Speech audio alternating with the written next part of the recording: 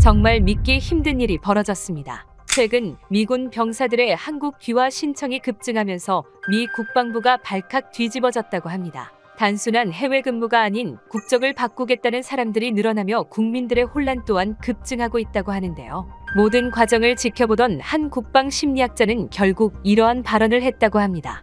Union and financial stabilization and in making its reforms. 대체 무슨 일이 있었던 걸까요? 안녕하세요. 저는 제이든이라고 합니다. 미 국방부 소속 심리학자로 근무하고 있죠. 오늘은 제 평범했던 일상이 갑자기 바뀌게 된 그 사건에 대해 이야기해보려 합니다. 처음엔 아주 미세한 변화였어요. 그저 주한 미군들의 근무 연장 신청이 늘고 있다더라 하는 카더라 소문이었죠. 하지만 어느 순간부터 상담실을 찾는 병사들의 눈빛, 그들의 말투, 그리고 무엇보다 그들이 입에 달고 다니는 단어가 달라졌습니다. 선생님, 한국에 가고 싶어요. 솔직히 처음 들었을 때는 그저 개인적인 희망사항이라 생각했습니다. 하지만 이런 말이 하루에 2번, 사흘에 5번, 일주일에 10번 이상 들리기 시작했어요. 마치 약속이라도 한 듯이 상담실 문을 열고 들어오는 병사들은 하나같이 한국을 말했죠. 이런 상황의 이상함에 대해 생각하고 있을 때 로건의 얼굴 또한 굳어졌습니다. 함께 근무하는 동료인 로건은 보통 때보다 더 날카로운 목소리로 말했어요. 그놈의 나라에 왜 그렇게들 미쳐 있는 거지? 그곳에서 내 할아버지는 죽었다고. 로건의 목소리에는 분노가 섞여 있었습니다. 그의 할아버지가 1984년 판문점 귀순 사건 당시 총격전에 휘말려 고통받다 결국 세상을 떠났기 때문이죠. 로건의 눈은 항상 이 이야기를 할 때면 깊은 어둠에 잠겼습니다. 그의 손가락은 커피잔을 꽉 움켜쥐었고 마디마디가 하얗게 변했어요. 로건의 한국에 대한 증오는 단순한 분노를 넘어선 뿌리 깊은 트라우마였습니다. 그는 할아버지의 사진을 항상 지갑에 넣고 다녔고 한국 관련 뉴스가 나올 때면 채널을 즉시 돌려버리곤 했죠. 심지어 사무실 근처 한국 식당에도 절대 발길을 돌리지 않았어요. 그렇게 감정을 억누르며 로건은 이야기를 이어갔습니다. 한국군은 미군을 방패막이로 썼어. 한국군은 뒤로 숨어 있다가 미군이 먼저 맞고 쓰러지면 그제야 행동한 거야. 로건의 목소리는 점점 떨려왔어요. 그의 어깨는 과거의 무게에 짓눌려 있었죠. 저는 로건의 감정에 공감하지는 않았지만 그의 아픔을 이해하려 노력했습니다. 제 손을 그의 어깨에 올리며 말했어요. 저는 로건의 어깨에 손을 올리며 그의 감정을 위로했습니다. 사실 저는 한국에 대해 아는 게 거의 없었거든요. 그저 분단된 반도, 삼성과 현대가 있는 나라, 김치와 불고기 정도가 제가 아는 전부였죠. 저는 아무런 편견 없이 그저 중립적인 시각을 유지하려 했습니다. 하지만 로건에게 한국은 이미 할아버지를 앗아간 나라였어요. 이후 책상에 앉아 다음 상담 기록을 정리하며 이런 의문에 대한 답을 찾게 될 날이 생각보다 빨리 올지도 모르겠다는 예감이 들었습니다. 그리고 그 예감은 놀랍게도 정확했죠. 다음 날에도 대기실엔 여러 병사들이 앉아 있었어요. 그들의 눈빛에서 이미 무슨 이야기를 들을지 짐작할 수 있었죠.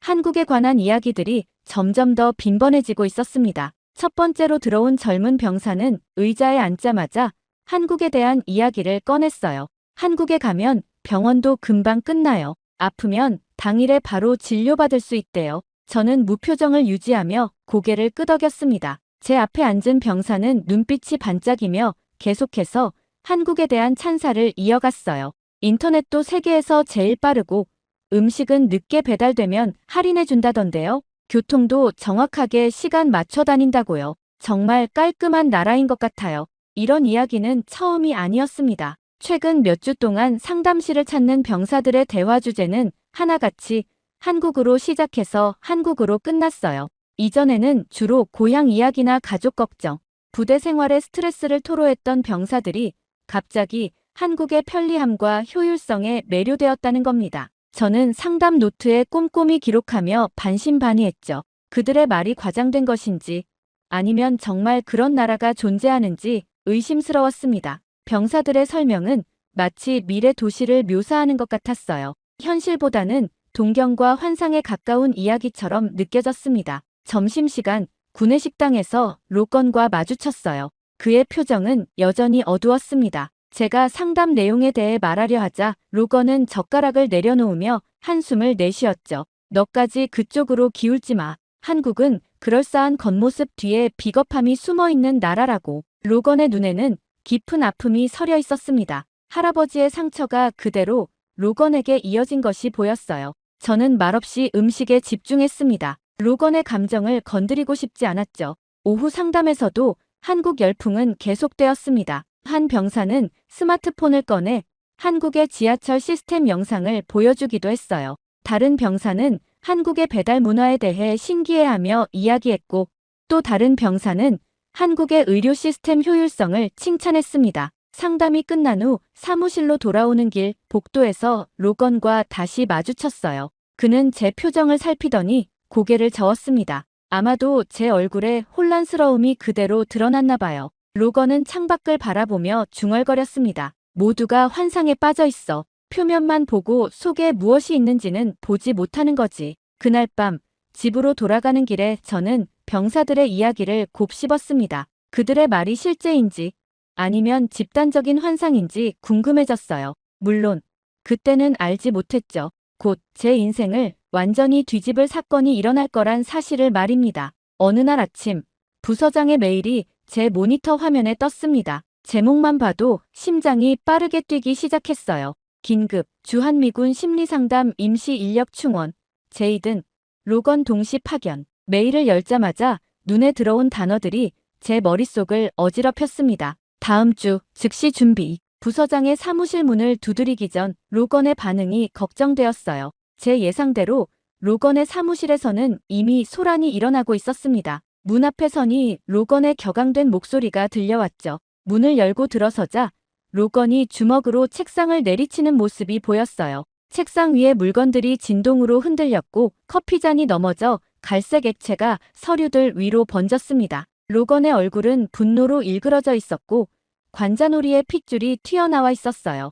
부서장은 한 발짝 물러서며 침착함을 유지하려 애쓰고 있었죠. 부서장은 저를 보자 반가운 듯 고개를 끄덕였어요. 제이든 좋은 타이밍이야. 방금 로건에게 설명하던 참이었어. 로건은 제 방향으로 돌아보며 도움을 요청하는 눈빛을 보냈습니다. 마치 넌 내 편이지?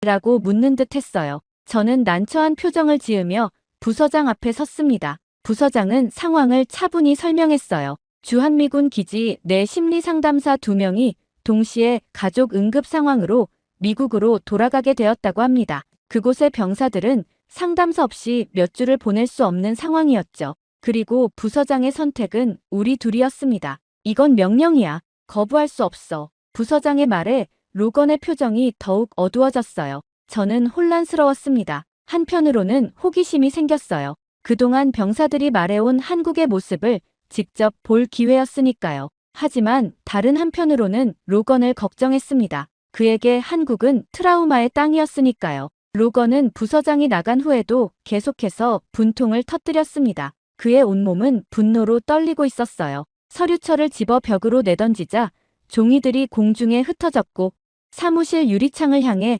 커피잔을 던지려다 간신히 참았습니다. 그의 호흡은 거칠었고 이를 악물어 턱 근육이 경련을 일으키고 있었어요. 저는 로건에게 다가가 그의 어깨에 손을 얹었습니다. 그의 눈에는 분노보다 더 깊은 감정이 서려 있었어요. 두려움이었습니다. 할아버지의 상처가 그에게 물려준 두려움이었죠. 함께 가는 거야. 내가 혼자가 아니라는 거 알지? 로건은 깊은 한숨을 내쉬었습니다. 그의 어깨에서 긴장이 조금 풀리는 것이 느껴졌어요. 사무실 창문 너머로 보이는 하늘은 유난히 맑았습니다. 그 맑은 하늘 아래 지구 반대편에 있는 낯선 나라로의 여정이 우리를 기다리고 있었죠. 다음 날 아침 출장 관련 서류가 제 책상에 도착했습니다. 여권, 비자, 항공권, 그리고 간단한 한국어 가이드북까지 있었어요. 정확히 사흘 후 인천국제공항행 비행기를 타게 될 예정이었습니다. 저녁에 짐을 싸면서 병사들이 말했던 한국의 모습들을 떠올렸어요.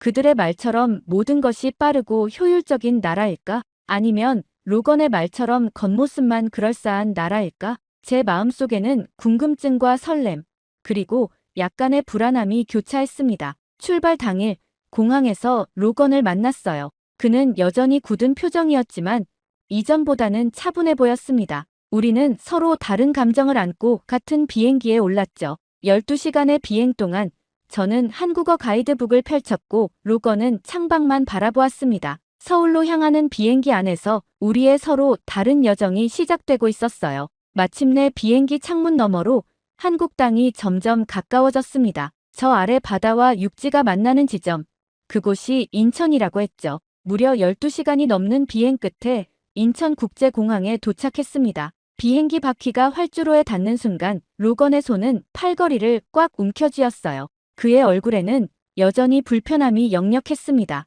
비행기에서 내려 터미널로 향하는 동안 제 눈에 들어온 첫인상은 깔끔함이었어요. 바닥은 먼지 하나 없이 반짝였고 천장에서 벽면까지 모든 것이 정리되어 있었습니다. 이제 막발을 내디딘 이 나라는 이미 병사들의 설명과 다르지 않았어요.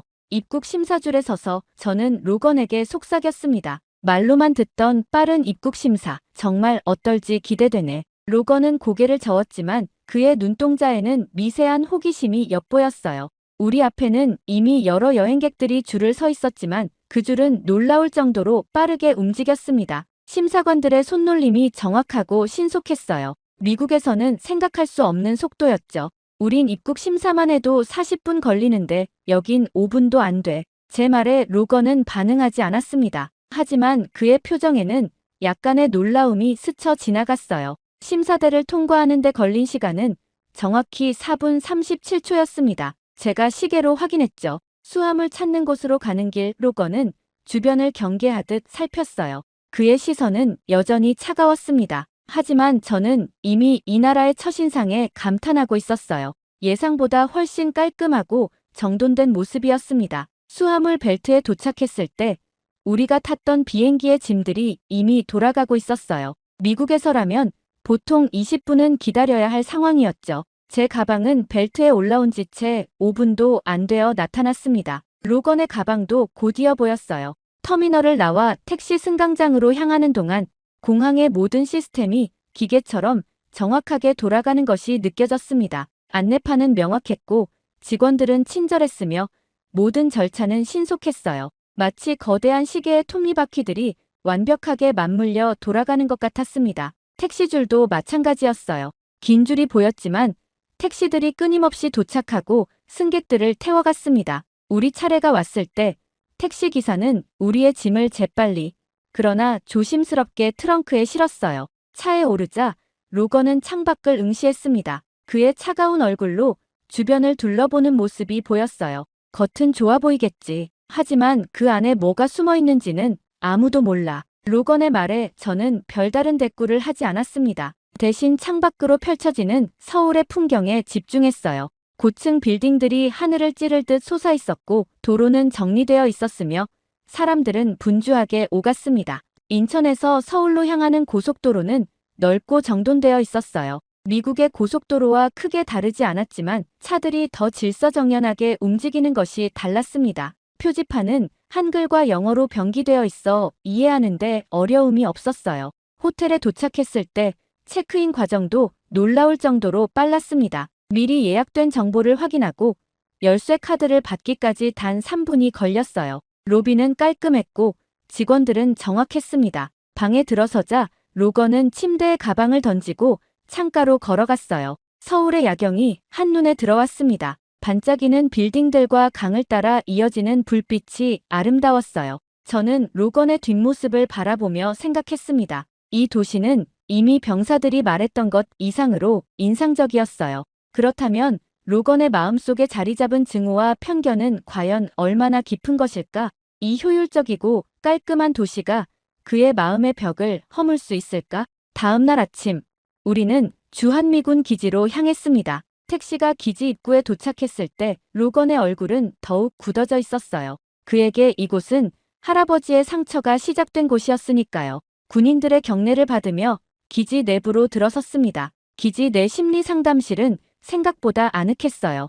따뜻한 조명과 편안한 의자, 그리고 창밖으로 보이는 녹지가 마음을 차분하게 해주었죠. 우리가 도착하자마자 상담 예약이 잡혀 있었습니다. 첫 번째 병사는 이미 문 앞에서 기다리고 있었어요. 잭슨 상병입니다. 들어가도 될까요? 상담실로 들어선 잭슨은 20대 초반으로 보였습니다. 그는 자리에 앉자마자 한국에 대한 이야기를 시작했어요. 선생님들은 여기 오신 지 얼마 안 되셨죠? 정말 다른 세상이죠? 치킨을 시켜도 20분 안에 와요. 늦으면 사과까지 해요. 미국에선 상상도 못할 일이죠. 로건은 무표정하게 메모를 하는 척했지만 그의 손끝은 미세하게 떨리고 있었어요. 반면 저는 진심으로 궁금했습니다. 정말 20분 만에 배달이 된다고요? 그날 오전에만 3명의 병사를 만났습니다. 모두가 한국에 대한 찬사를 아끼지 않았어요. 두 번째 병사는 의료 시스템에 대해 이야기했습니다. 병원, 아프면 바로 가서 바로 끝나요.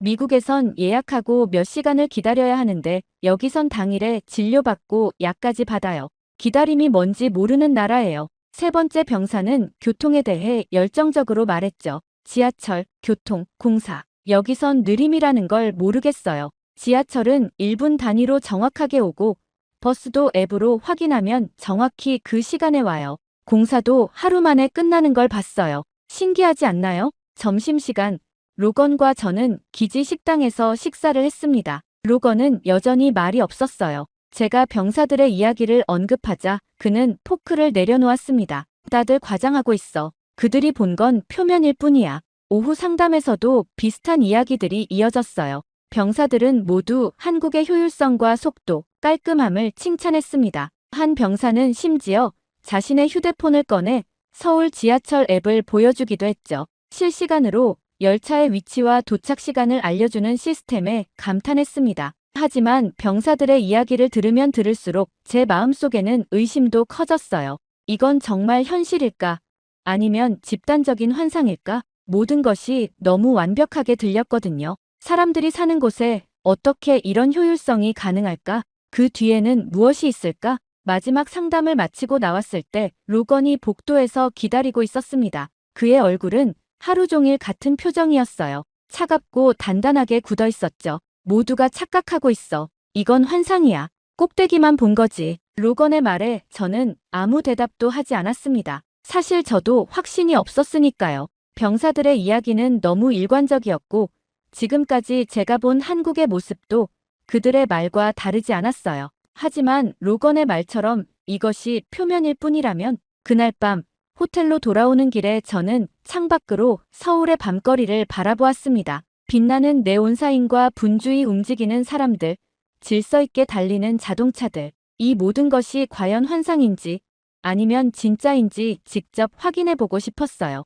로건에게 제안했습니다. 내일은 좀 일찍 출발해서 직접 서울 시내를 둘러보는 게 어때? 로건은 잠시 망설이다 고개를 끄덕였습니다. 그의 눈에는 여전히 의심이 가득했지만 작은 호기심도 엿보였어요. 아마도 그 역시 진실을 직접 확인하고 싶었던 것 같습니다. 다음 날, 우리는 예정보다 2시간 일찍 호텔을 나섰습니다. 아침 공기는 상쾌했고 도시는 이미 깨어나 있었어요. 로건은 여전히 얼굴에 경계심을 담고 있었지만 평소보다 약간 부드러워 보였습니다. 아마도 그도 진실을 알고 싶었던 것 같아요. 첫 번째 목적지는 지하철이었습니다. 병사들이 가장 자주 언급했던 서울의 효율성을 직접 확인하고 싶었어요. 지하철역으로 향하는 길에 로건이 말했습니다. 그들이 말한 것처럼 정말 1분 단위로 오는지 볼까? 지하철역에 들어서자마자 놀라움이 시작되었어요. 역사는 놀라울 정도로 깨끗했고 안내판은 한글과 영어로 명확히 표시되어 있었습니다.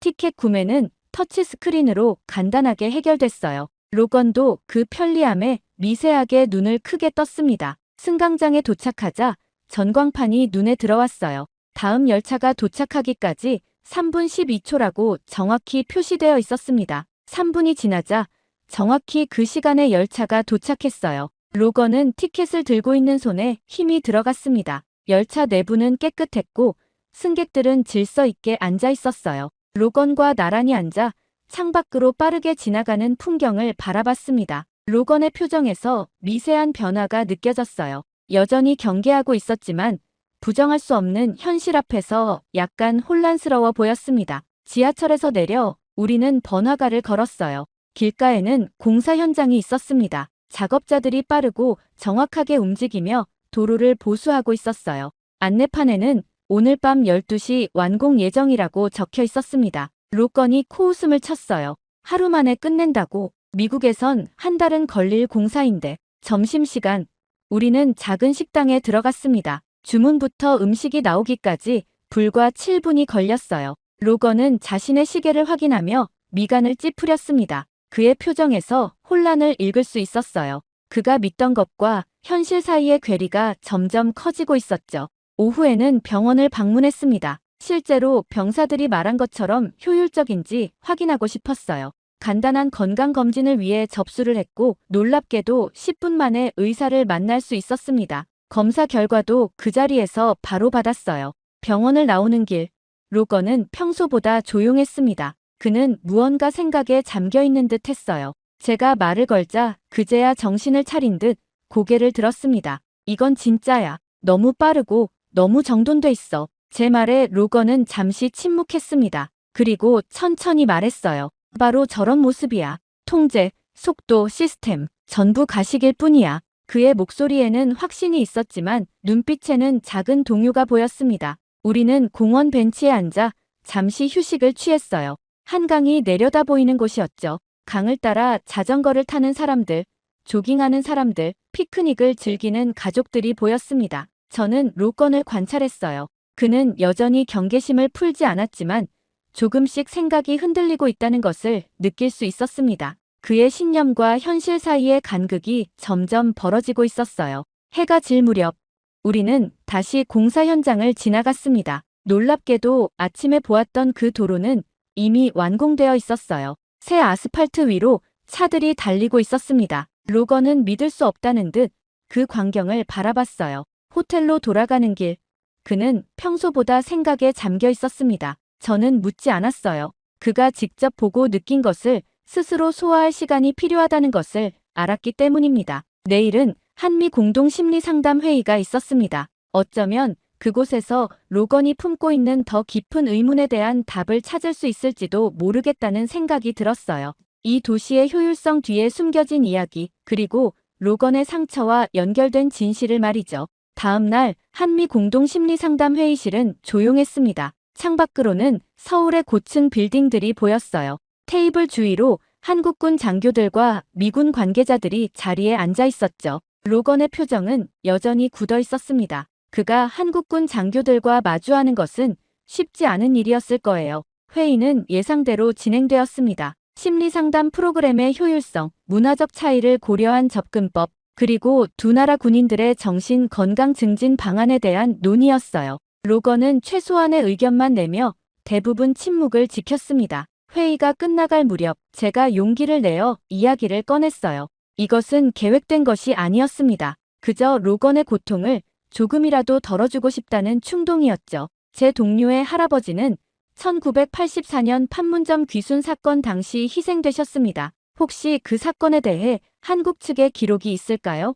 회의실이 갑자기 조용해졌습니다. 로건이 놀란 눈으로 저를 바라봤어요. 그의 손이 테이블 아래에서 떨리고 있었죠. 그때 한국군 장교 중 한 명이 태블릿을 꺼냈습니다. 로건 중위의 할아버지를 보호하려다 함께 희생된 한국군 병사들이 있습니다. 장교는 태블릿을 돌려 오래된 보고서를 보여주었어요. 화면에는 사건 당시의 상황과 희생자 명단이 정확히 기록되어 있었습니다. 한국군 병사들의 이름이 또렷이 보였어요. 그들은 미군을 방패막이로 삼은 것이 아니라 함께 싸우고 함께 희생된 전우였던 것입니다. 로건의 얼굴이 창백해졌습니다. 그의 손이 문서를 가리키며 떨렸어요. 할아버지에게서 들은 이야기와 눈앞의 문서 사이에서 그는 혼란스러워 보였습니다. 그의 목소리가 떨렸어요.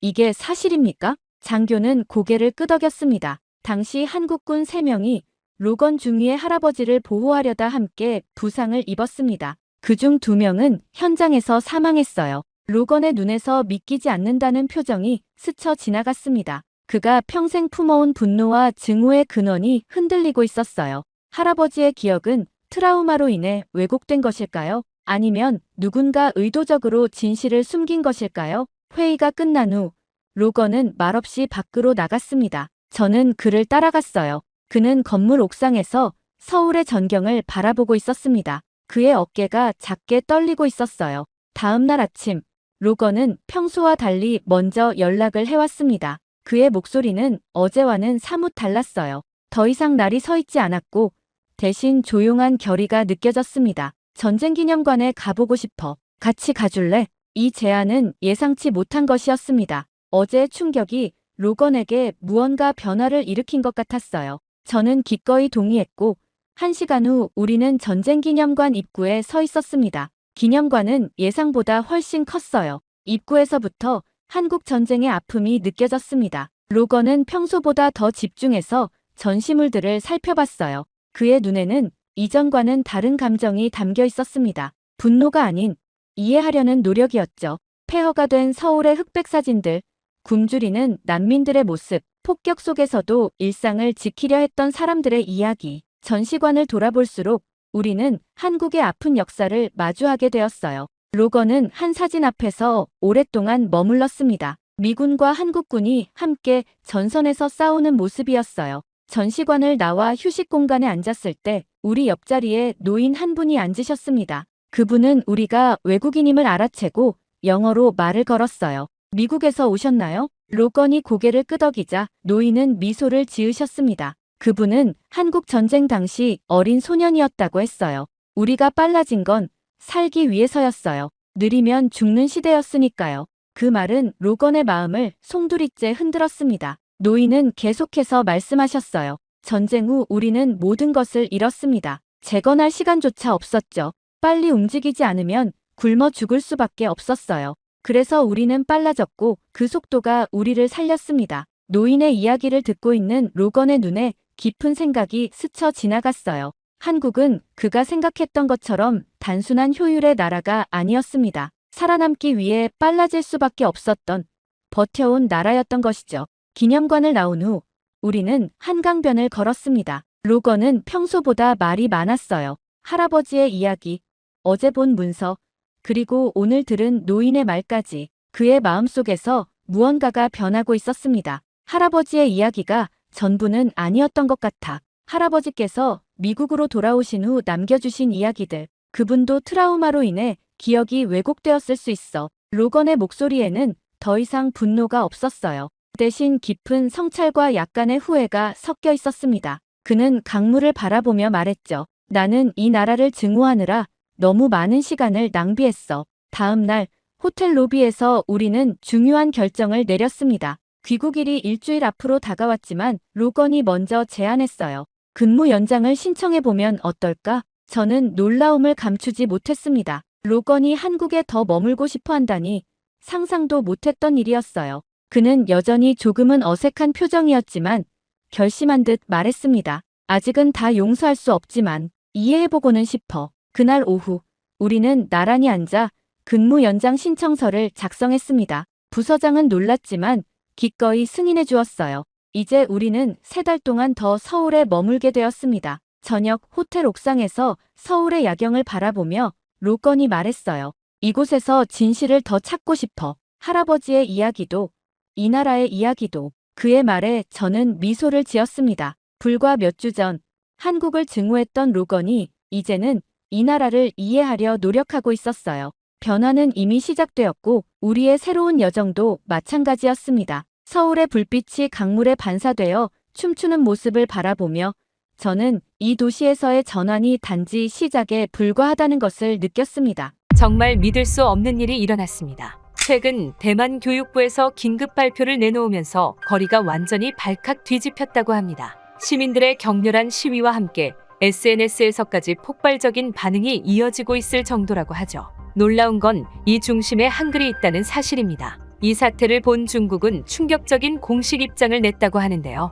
生活必需品保供工作十分重要，相互认真贯彻落实党中央、国务院决策。 대체 무슨 일이 있었던 걸까요? 안녕하세요. 저는 장외일인이라고 합니다. 7년 넘게 대만 교육부에서 언어 정책을 맡고 있죠. 학생들의 언어 향상을 향상시킬 때마다 자부심을 느껴왔습니다. 그런데 최근 통계를 확인할 때마다 가슴이 무거워지고는 합니다. 왜냐고요? 대만어 사용 인구가 해마다 줄어들고 있었거든요. 처음에는 그저 일시적인 현상이라 생각했습니다. 하지만 데이터는 거짓말을 하지 않았어요. 20대 이하 젊은 세대 중 일상에서 대만어를 사용하는 비율이 10년 전보다 40%나 감소했다니까요. 심각한 문제였습니다. 장외일인 이번 보고서도 좋지 않네요. 교육부 국장 리우 선생님의 목소리가 무겁게 울렸어요. 회의실에 모인 다른 동료들도 침울한 표정이었습니다. 누구도 이 상황을 반전시킬 묘안을 내놓지 못했죠. 중국어와 영어는 취업의 필수라 배우지만 대만어는 왜 배워야 하는지 모르겠다는 학생들이 너무 많아요. 리서치팀 장인 리피의 말에 고개를 끄덕였습니다. 현실은 냉혹했어요. 대만의 젊은이들은 실용적인 가치가 있는 언어에만 관심을 보였죠. 대만어는 그들에게 그저 할머니, 할아버지가 사용하는 구식 언어처럼 여겨지고 있었습니다. 문제는 표기법에도 있습니다. 제가 말했어요. 한자는 대만어의 발음을 온전히 담아내지 못해요. 로마자 표기법도 너무 낯설어서 거의 사용되지 않고요. 회의실이 잠시 침묵에 빠졌습니다. 누구나 알고 있지만 누구도 해결책을 찾지 못하는 난제였어요. 대만어는 성조가 복잡하고 발음이 풍부한데 기존 문자 체계로는 이를 완벽하게 담아낼 수 없었거든요. 이대로 가면 30년 내에 대만어를 일상적으로 사용하는 인구가 절반 이하로 줄어들 겁니다. 통계 담당자가 슬픈 목소리로 덧붙였어요. 아무리 생각해도 답이 나오지 않았습니다. 매일 밤 집으로 돌아가는 길에 거리의 간판들을 바라보며 생각했죠. 중국어, 영어로만 가득한 이 도시에서 대만어의 흔적을 찾기가 점점 어려워졌어요. 사무실 책상 위에는 해결되지 않은 보고서들이 쌓여갔어요. 매일 밤 늦게까지 언어 보존 정책을 검토하고 다른 나라의 사례를 연구했지만 뾰족한 수가 없었습니다. 다른 나라들도 비슷한 문제로 고민하고 있었죠. 그래도 저는 답을 찾기 위해 수많은 밤을 지새웠습니다. 세계의 다양한 언어 정책을 분석하고 비슷한 위기를 겪었던 언어들의 사례를 연구했어요. 그러던 차에 뜻밖의 기회가 찾아왔습니다. 교육부에서 7년간 쉼없이 일한 저에게 2주간의 휴가가 주어진 거죠. 리우 국장님이 제 책상 앞에 서서 말씀하셨어요. 웨일인 이제 좀 쉬어. 내가 없으면 부서가 돌아가지 않는 건 아니야. 처음엔 거절하려 했습니다. 하지만 동료들도 모두 한 목소리로 휴식이 필요하다고 했죠. 결국 평소 동경하던 유럽 여행을 계획했어요. 파리, 베를린, 로마. 문화의 중심지들을 방문하는 일정이었습니다. 물론 그때는 알지 못했어요. 그곳에서 해결책을 찾게 될 거라는 사실을 말이죠.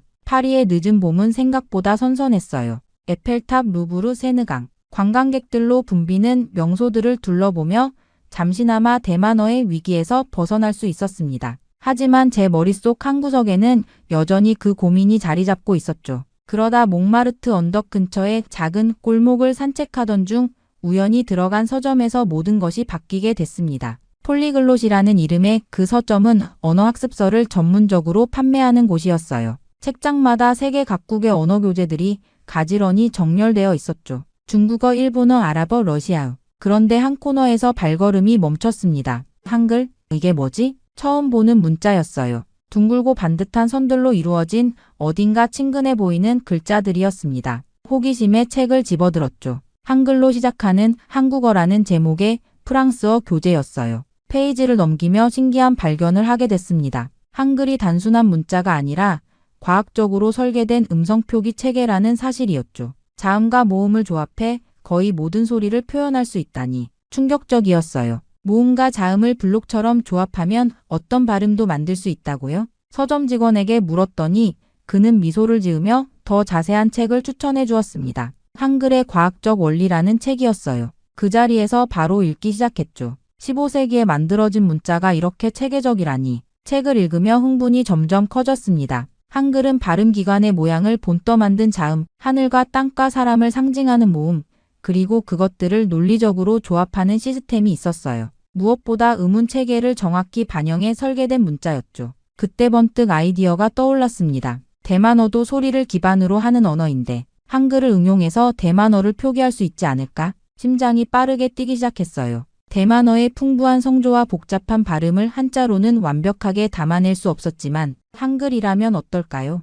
자음과 모음을 조합하는 원리를 응용한다면 그 자리에서 바로 카페에 앉아 메모를 시작했습니다. 유럽 여행은 잊은 채 대만어 단어 몇 개를 한글로 적어 보았어요. 처음에는 어색했지만 점점 체계가 만들어지는 느낌이었죠. 호텔로 돌아와서도 밤새 연구했습니다. 휴가인데도 언어 연구에 빠져있는 제 모습이 우스웠지만 가슴은 설렘으로 가득했어요. 이것이 대만어를 구할 열쇠가 될지도 모른다는 예감이 들었거든요. 그렇게 저는 여행을 일찍 끝내고 대만으로 돌아왔습니다. 미안하다는 눈빛으로 사무실에 들어섰지만 동료들은 이해해 주었어요. 무언가 새로운 것을 발견했다는 제 눈빛을 보고 오히려 궁금해했죠. 뭔가 재미있는 걸 찾은 것 같은데? 리우 국장님의 물음에 저는 흥분된 목소리로 대답했습니다. 네, 한글이라는 문자를 알게 됐어요. 이게 정말 놀라운 체계를 가지고 있는데. 하지만 바로 실험 결과를 공유하기보다는 먼저 철저히 검증해보고 싶었습니다. 그래서 퇴근 후와 주말을 이용해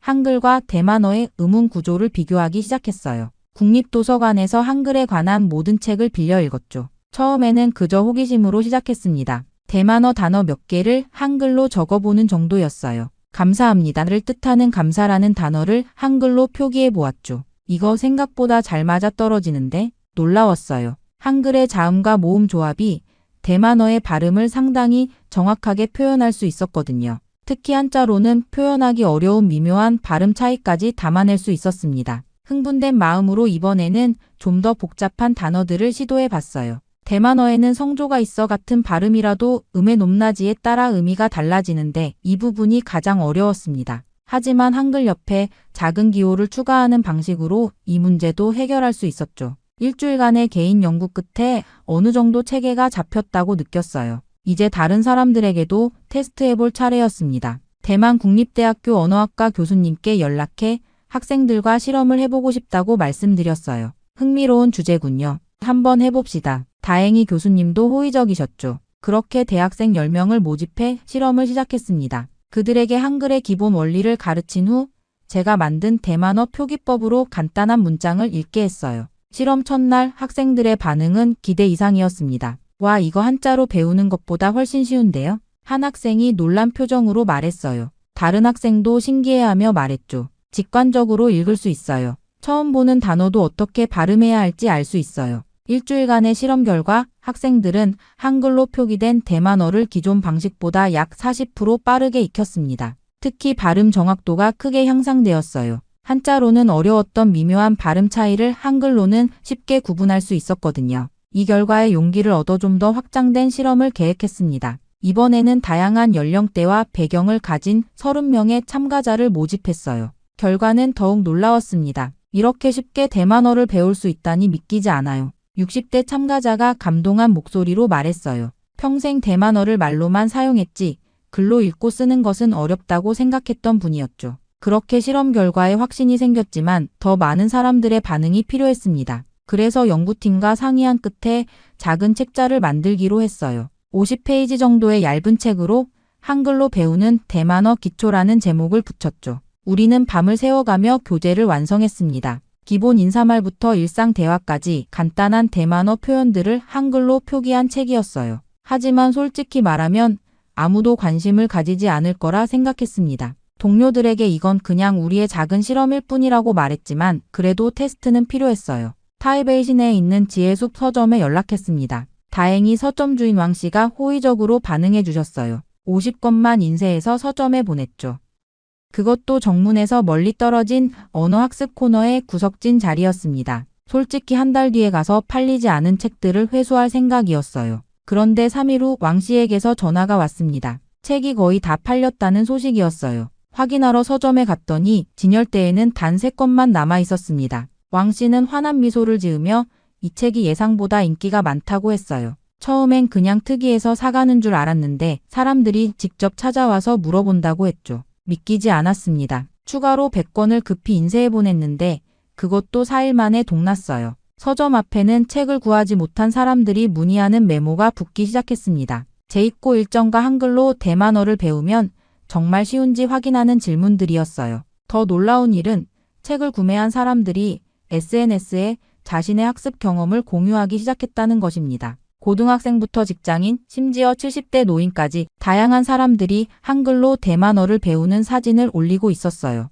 일주일 만에 대만어 기초 회화를 마스터했다거나 평생 대만어를 말로만 알았는데 이제 읽고 쓸 수 있다는 후기가 넘쳐났습니다. 처음엔 단순한 실험이었지만 이제는 사람들이 직접 한글을 활용해 대만어를 배우려는 분위기가 형성되고 있었어요. 특히 놀라웠던 건 젊은이들의 관심이었습니다. 중학생, 고등학생들이 한글 표기법에 열광하며 대만어를 배우기 시작했어요. 어렵게만 느껴졌던 대만어가 이렇게 쉬울 줄 몰랐다는 반응이 많았습니다. 한 달 만에 한글로 배우는 대만어는 베스트셀러 대열에 올랐어요. 여러 서점에서 재고 문의가 쇄도했고 출판사들도 연락해왔습니다. 언론에서도 관심을 보이기 시작했어요. 타이베이 데일리 뉴스에서는 혁신적인 대만어 학습법, 한글의 비밀이라는 제목으로 기사를 실었고, 대만 교육주간지에서는 잊혀가는 대만어를 구하는 열쇠, 한글이라는 특집 기사를 냈습니다. 우리 연구팀은 이런 반응에 기뻐하면서도 조금 긴장했어요.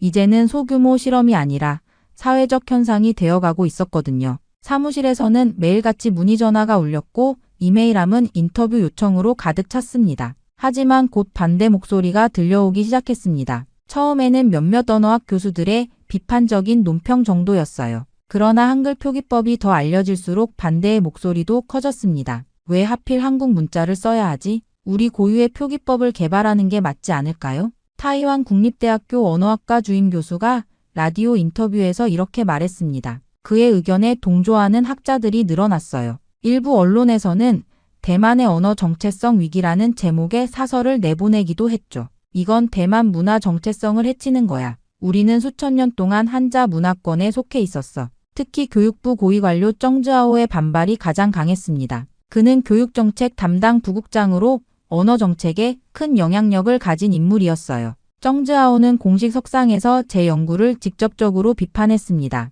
대만은 전통적으로 한자로 대만어를 기록해왔다. 한글 도입은 위험한 일이다. 이는 우리 문화적 뿌리를 부정하는 행위다. 정즈아오의 발언은 큰 파장을 일으켰어요. 그를 지지하는 학자들과 보수층도 비판을 쏟아냈습니다. 신문과 텔레비전에서는 매일같이 이 문제를 다뤘고 대만 사회는 서서히 두 진영으로 나뉘기 시작했습니다. 한글을 쓰는 순간 대만어는 본래의 정체성을 잃을 것이다. 한자 보존협회 회장은 기자회견을 열어 이렇게 주장했어요. 그의 주장에 동조하는 사람들은 한글 표기법이 대만의 문화적 주권을 침해한다고 여겼습니다. 일부는 이것이 한국의 문화적 침략이라는 극단적인 주장까지 펼쳤어요. 제가 출근길에 교육부로 향할 때면 때로는 소규모 시위대가 건물 앞에서 피켓을 들고 있었습니다. 우리의 언어를 지켜라. 한글에노, 한자 YES 같은 문구들이었죠. 사무실로 들어가면 동료들의 시선도 달라졌어요. 어떤 이들은 응원의 미소를 보내줬지만 다른 이들은 냉랭한 표정을 감추지 않았습니다.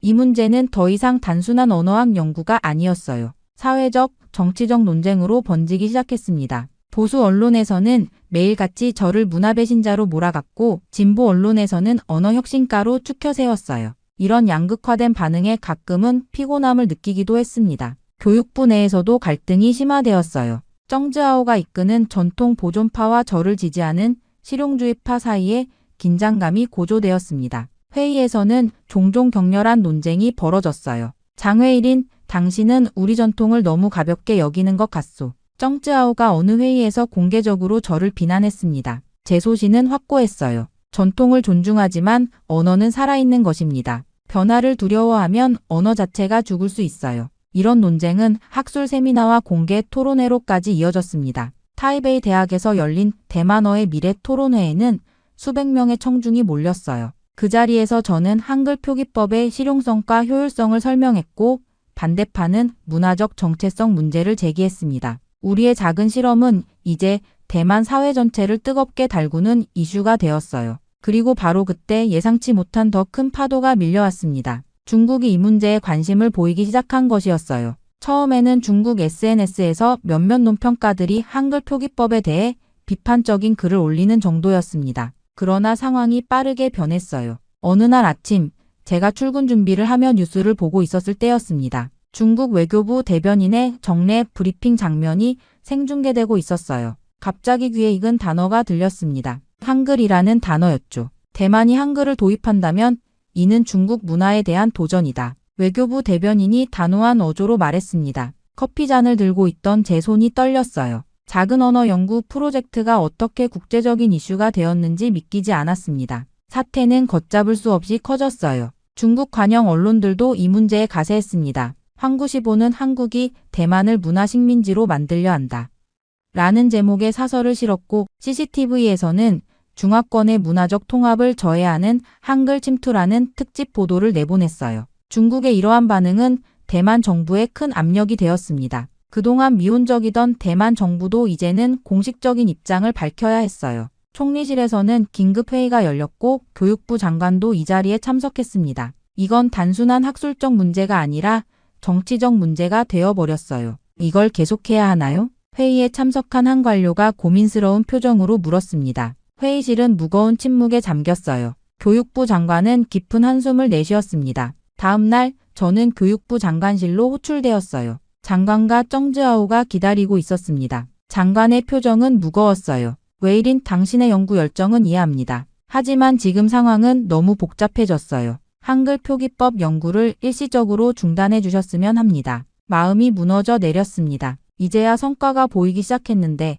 이렇게 중단해야 한다니요. 정즈아오는 승리감에 찬 미소를 지었어요. 지금 상황에서는 무리입니다. 정치적 문제가 될 수 있어요. 교육부의 결정을 따라주세요. 장관의 말에 형식적으로 고개를 끄덕였지만 마음은 이미 다른 곳에 있었습니다. 저는 이 연구가 단순한 직업적 호기심을 넘어서 사라져가는 우리 언어를 구하기 위한 사명이라고 느꼈거든요. 사무실로 돌아와서 제 책상을 정리하기 시작했습니다. 연구 자료들, 실험 결과, 학생들의 피드백. 이 모든 것을 포기해야 한다고 생각하니 가슴이 아팠어요. 그때 휴대폰으로 한 문자가 왔습니다. 연구에 참여했던 대학생 중 한 명이었어요. 선생님, 한글로 대만어를 배울 수 있게 해주셔서 감사합니다. 처음으로 할머니와 제대로 대화할 수 있게 되었어요. 그 순간 마음을 굳혔습니다. 공식적으로는 연구를 중단하는 척하면서도 비공식적으로는 계속 진행하기로 했어요. 우리 언어를 살리는 일이라면 약간의 위험은 감수할 가치가 있었습니다.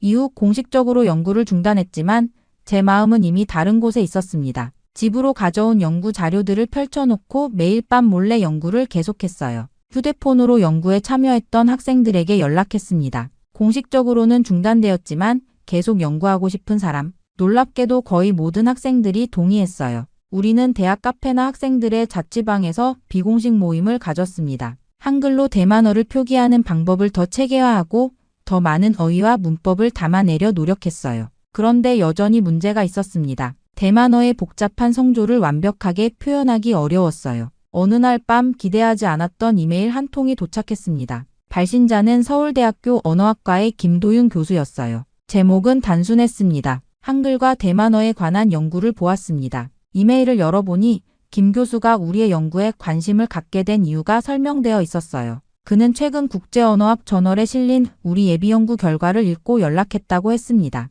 놀랐어요. 공식 연구가 중단되었는데도 이전 자료가 출판된 모양이었습니다. 한글이 대만어를 표기하는데 정말 효과적이라면 함께 연구해보죠. 제가 한글의 의문학적 특성에 관해 20년간 연구해왔습니다. 즉시 답장을 보냈어요. 김 교수와 화상회의를 통해 현재 상황과 연구 진행 정도를 설명했습니다. 그리고 무엇보다 우리가 직면한 가장 큰 문제인 성조 표기에 대해 솔직하게 털어놓았어요. 대만어에는 7개의 성조가 있어요. 이것을 한글로 어떻게 표현할지가 가장 어렵습니다. 김 교수는 생각에 잠겼다가 놀라운 제안을 했습니다. 한글의 성조 표기 기호를 추가하면 해결됩니다. 한글은 원래 디자인이 모듈식이라 확장성이 뛰어납니다. 그는 화면을 통해 간단한 스케치를 보여주었어요. 한글 글자 오른쪽 위에 작은 점이나 선을 추가해 성조를 표시하는 방식이었습니다. 이 방법을 사용하면 모든 발음과 성조를 완벽하게 표현할 수 있었어요.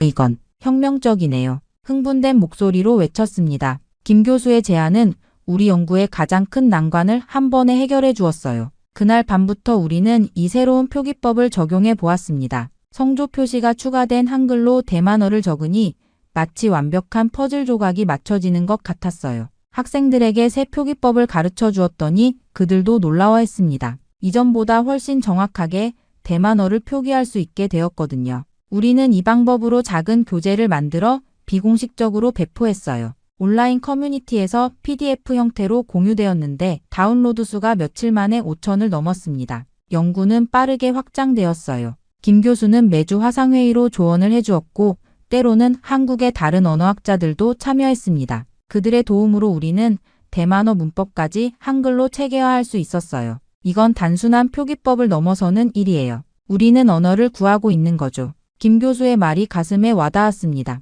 비록 공식적으로는 중단된 연구였지만 이제 국제적인 협력으로 더 강력해졌어요. 우리는 조용히 그러나 확실하게 앞으로 나아가고 있었습니다. 몇 달 후 김 교수와 함께 한글을 활용한 대만어 표기법의 의문학적 분석이라는 논문을 완성했어요. 논문은 국제언어학 저널에 게재되었습니다. 논문 제목은 의문 체계 확장을 통한 한글의 대만어 표기 적합성 연구였어요. 처음에는 학술적 관심만 있을 거라 생각했지만 반응은 상상 이상이었습니다. 한글은 대만어를 효과적으로 표기할 수 있다.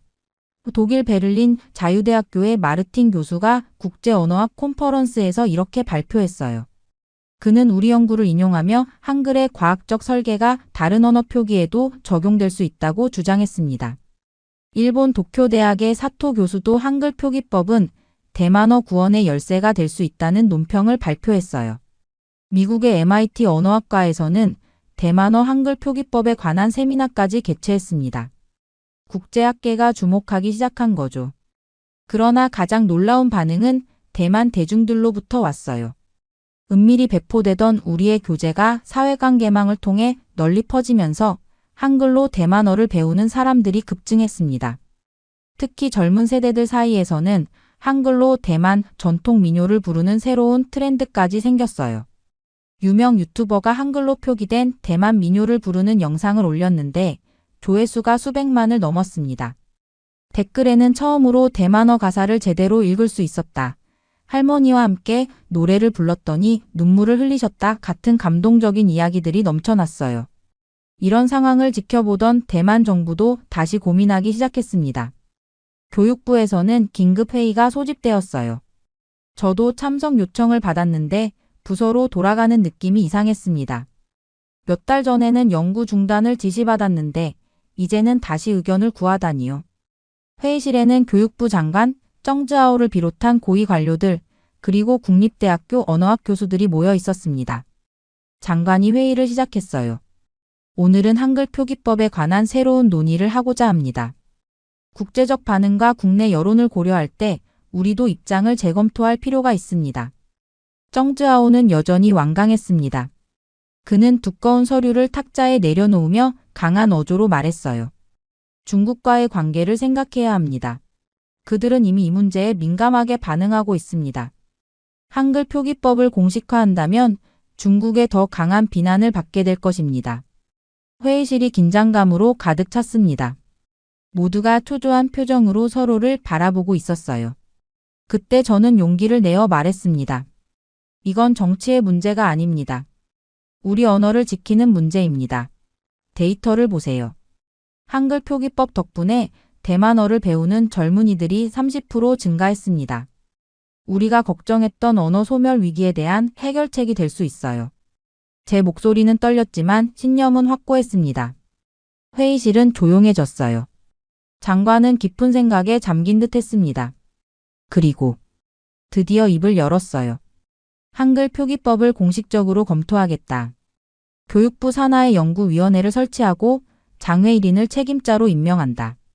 정즈아오의 얼굴이 굳어졌지만 더 이상 반대하지 않았습니다. 대만 언어 역사상 새로운 변화가 시작되고 있었어요. 회의가 끝나고 사무실로 돌아오는 길에 창밖을 바라보았습니다. 비가 내리고 있었어요. 그러나 그 빗줄기 사이로 햇살이 비치는 것 같았습니다. 싸움은 끝나지 않았어요. 한글 표기법 연구는 공식적으로 진행될 예정이지만 중국의 반발은 계속될 것입니다. 제 입가에 미소가 번졌어요. 이제 진짜 시작이다. 비가 내리는 창밖을 바라보며 중얼거렸습니다. 우리 언어, 우리 문화를 지키는 여정은 이제 막 시작되었으니까요. 이 모든 과정을 거치며 저는 언어가 단순한 의사소통 도구가 아니라 문화의 혼이라는 것을 더욱 깊이 깨달았습니다. 또한 세종대왕이 창제한 한글의 과학적 우수성과 실용성에 진심으로 감탄하게 되었어요. 한국과 한글이 저희 대만어를 살리는 데 이렇게 큰 도움이 될 줄은 상상도 못했습니다. 비록 어려운 여정이 계속되겠지만 문화와 국경을 넘어선 이 협력이 우리 언어에 새 생명을 불어넣었다는 사실에 깊은 감사를 느낍니다. 한글은 단지 한국의 문자가 아니라 이제 우리 대만인에게도 희망의 상징이 되었습니다. 정말 충격적인 일이 벌어졌습니다. 얼마 전 중국에서 올라온 8분짜리 영상 하나에 전 세계가 발칵 뒤집혔었는데요. 이 영상 때문에 한국을 향한 비난이 쏟아지고 심지어 한국 여행을 취소하는 사람들까지 생겨났다고 합니다. 하지만 최근 CNN의 단독 보도로 인해 완전히 다른 진실이 드러났다고 하는데요. 이 상황을 보고 미 방송국 관계자는 이러한 발언을 했다고 합니다. major impacts across the armed forces, and independent researchers have estimated there. 대체 8분짜리 영상 안에 무슨 내용이 들어있던 걸까요? 안녕하세요. 저는 루카스라고 합니다. 뉴욕 CNN 소속 기자이죠. 20년 동안 전 세계를 누비며 진실을 전달하는 일을 해왔어요. 이라크 전쟁, 시리아 내전, 아프리카 난민 문제까지 세계의 아픔을 카메라에 담아왔죠. 그것이 제 일이었으니까요. 그럼에도 그날의 일은 절대 잊혀지지가 않습니다. 그날도 저는 평소와 다름없이 모니터 앞에 앉아 다음 기사를 구상하고 있었습니다. 그때 니콜라이가 흥분한 얼굴로 제 책상으로 성큼성큼 다가왔죠. 그가 보여준 태블릿 화면에는 SNS에서 퍼지고 있는 영상이 재생되고 있었어요. 영상 속에는 한 중국인 관광객이 서울의 식당에서 소리를 지르며 쫓겨나는 장면이 담겨 있었습니다. 다른 영상에서는 백화점 직원이 중국인으로 보이는 손님을 노골적으로 무시하는 모습도 있었죠. 댓글은 분노로 가득했습니다. 눈살이 찌푸려질 정도였죠. 저는 영상이 편집됐을 가능성도 있으니 직접 보기 전까진 판단하기 어렵다고 이야기했습니다. 하지만 니콜라이는 제 말에 코웃음을 쳤어요. 그의 눈빛에서 강한 적대감이 느껴졌죠. 니콜라이는 자신의 친구도 한국에서 똑같은 일을 당했다며 격분했어요. 그 나라는 선진국 행세하면서 실제론 외국인들을 동물처럼 취급하는 후진국이야. 문화라곤 다 훔쳐간 것들 뿐이고 위생 수준도 엉망이지. 한국 사람들은 겉으론 웃으면서 속으론 다 내쫓고 싶어 안달이라니까. 니콜라이의 말은 점점 과격해졌어요. 그의 목소리가 커질수록 주변 동료들의 시선이 우리에게 모였죠. 물론 저는 차분하게 대응하려 했지만 마음 한구석이 불편한 건 사실이었습니다. 그가 보여준 영상들은 확실히 충격적이었으니까요. 점심시간 사무실 구석 테이블에서 샌드위치를 먹고 있을 때 편집장 마이클이 다가왔습니다. 요즘 SNS에서 한국 관련 부정적 이슈가 폭발적으로 퍼지고 있다는 이야기를 시작하더군요. 저는 고개를 끄덕이며 아직 확신하기엔 이른 것 같다고 덧붙였어요.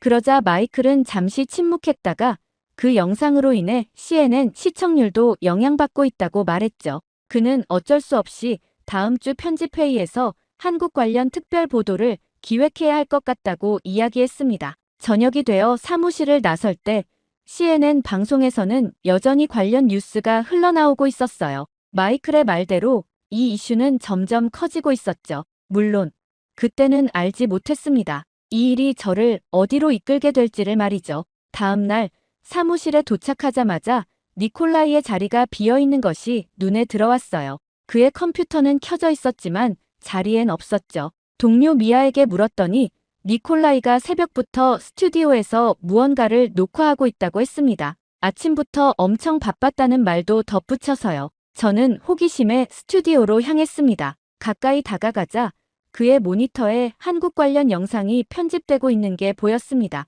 니콜라이는 한국이 표면적으로는 국제화된 나라처럼 보이지만 실상은 다르다며 그들의 민낯을 보여주겠다고 열변을 토하고 있었어요. 그는 자신의 SNS 계정으로 실시간 방송을 하고 있었고 코멘트 창에는 이미 수천 개의 반응이 올라오고 있었죠. 대부분 중국어였지만 분노한 이모티콘과 감정적인 반응들이 줄을 이었습니다. 마침내 방송이 끝나고 니콜라이는 만족스러운 표정으로 의자에서 일어났어요. 그의 얼굴에는 승리감이 가득했죠. 그는 550만 조회수를 기록했으며 어제보다 2배가 늘었다고 자랑했습니다. 이 콘텐츠 시리즈로 자신의 영향력이 폭발적으로 커지고 있다고 말했어요. 제가 우려를 표하자 그는 비웃듯이 저를 순진하다고 했습니다. 사람들은 이런 것을 원하고 그는 그냥 보여줄 뿐이라며 한국이란 나라는 원래 그렇다고 주장했어요. 저도 곧 알게 될 거라고 덧붙였죠.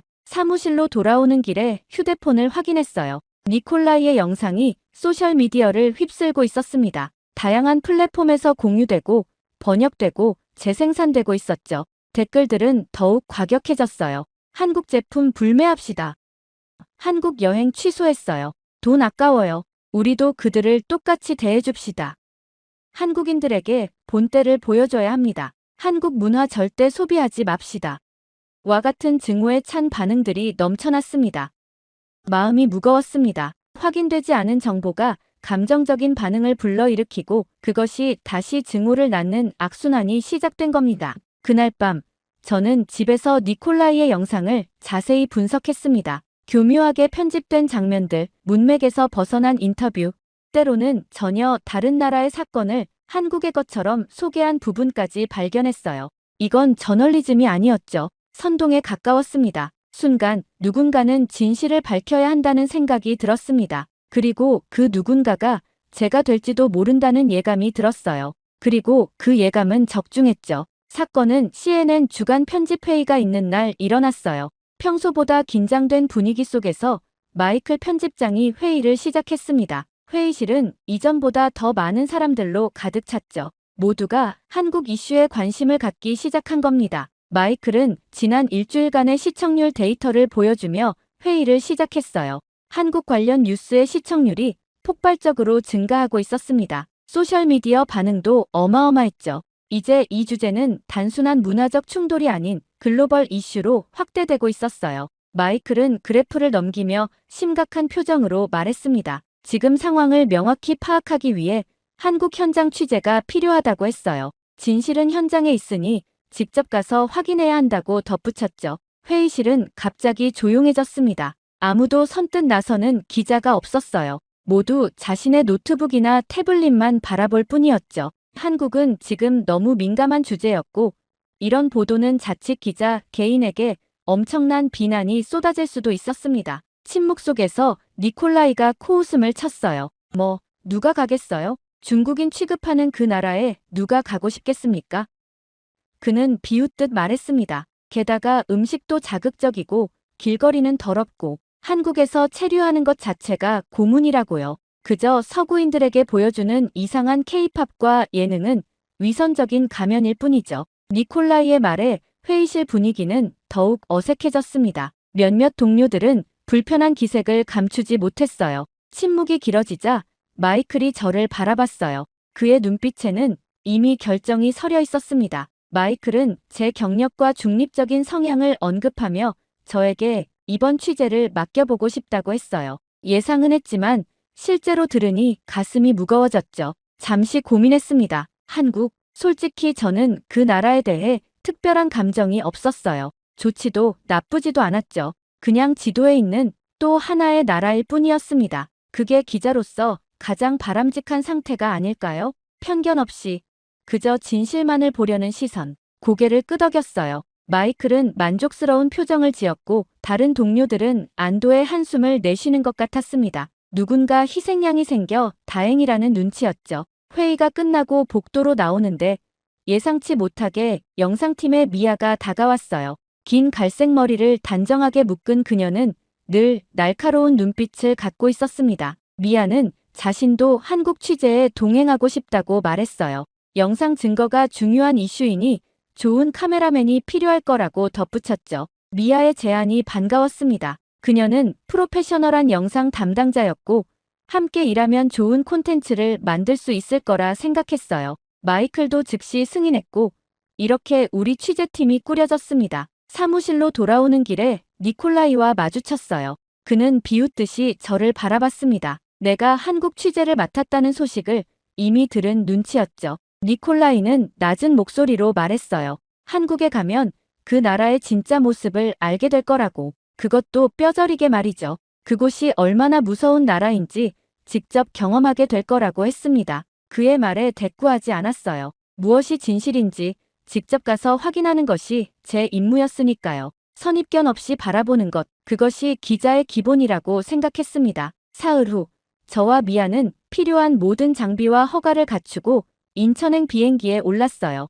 창밖으로 구름과 바다가 끝없이 펼쳐져 있었습니다. 제 마음은 기대와 불안이 뒤섞여 있었죠. 과연 한국에서 어떤 진실을 마주하게 될까요? 그렇게 14시간의 비행 끝에 인천국제공항에 도착했습니다. 비행기에서 나오자마자 느껴지는 공기는 상쾌했어요. 몸은 지쳤지만 새로운 취재에 대한 설렘이 피로를 덮었죠. 저는 이곳에서 무엇을 발견하게 될까요? 첫 번째 놀라움은 공항 내 안내 방송이었습니다. 한국어 안내 이후 영어, 중국어, 일본어까지 친절하게 나오고 있었어요. 지금까지 본 영상과는 다른 모습이었죠.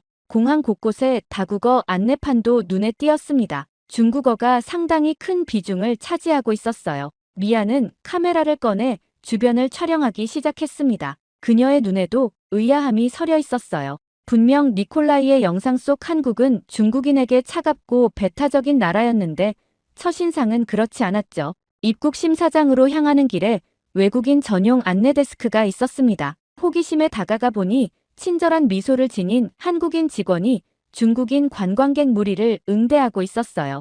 그녀는 유창한 중국어로 질문에 답하며 지도까지 꺼내 친절하게 설명했죠. 관광객들은 만족스러운 표정이었습니다. 미아가 작은 목소리로 물었어요. 이게 정말 우리가 들었던 그 한국이 맞느냐고. 저도 의아했습니다. 공항 내 디지털 사이니지에도 중국어 메뉴가 확실히 있었고 면세점 입구에는 중국인 직원으로 보이는 사람들이 중국어로 고객을 맞이하고 있었어요.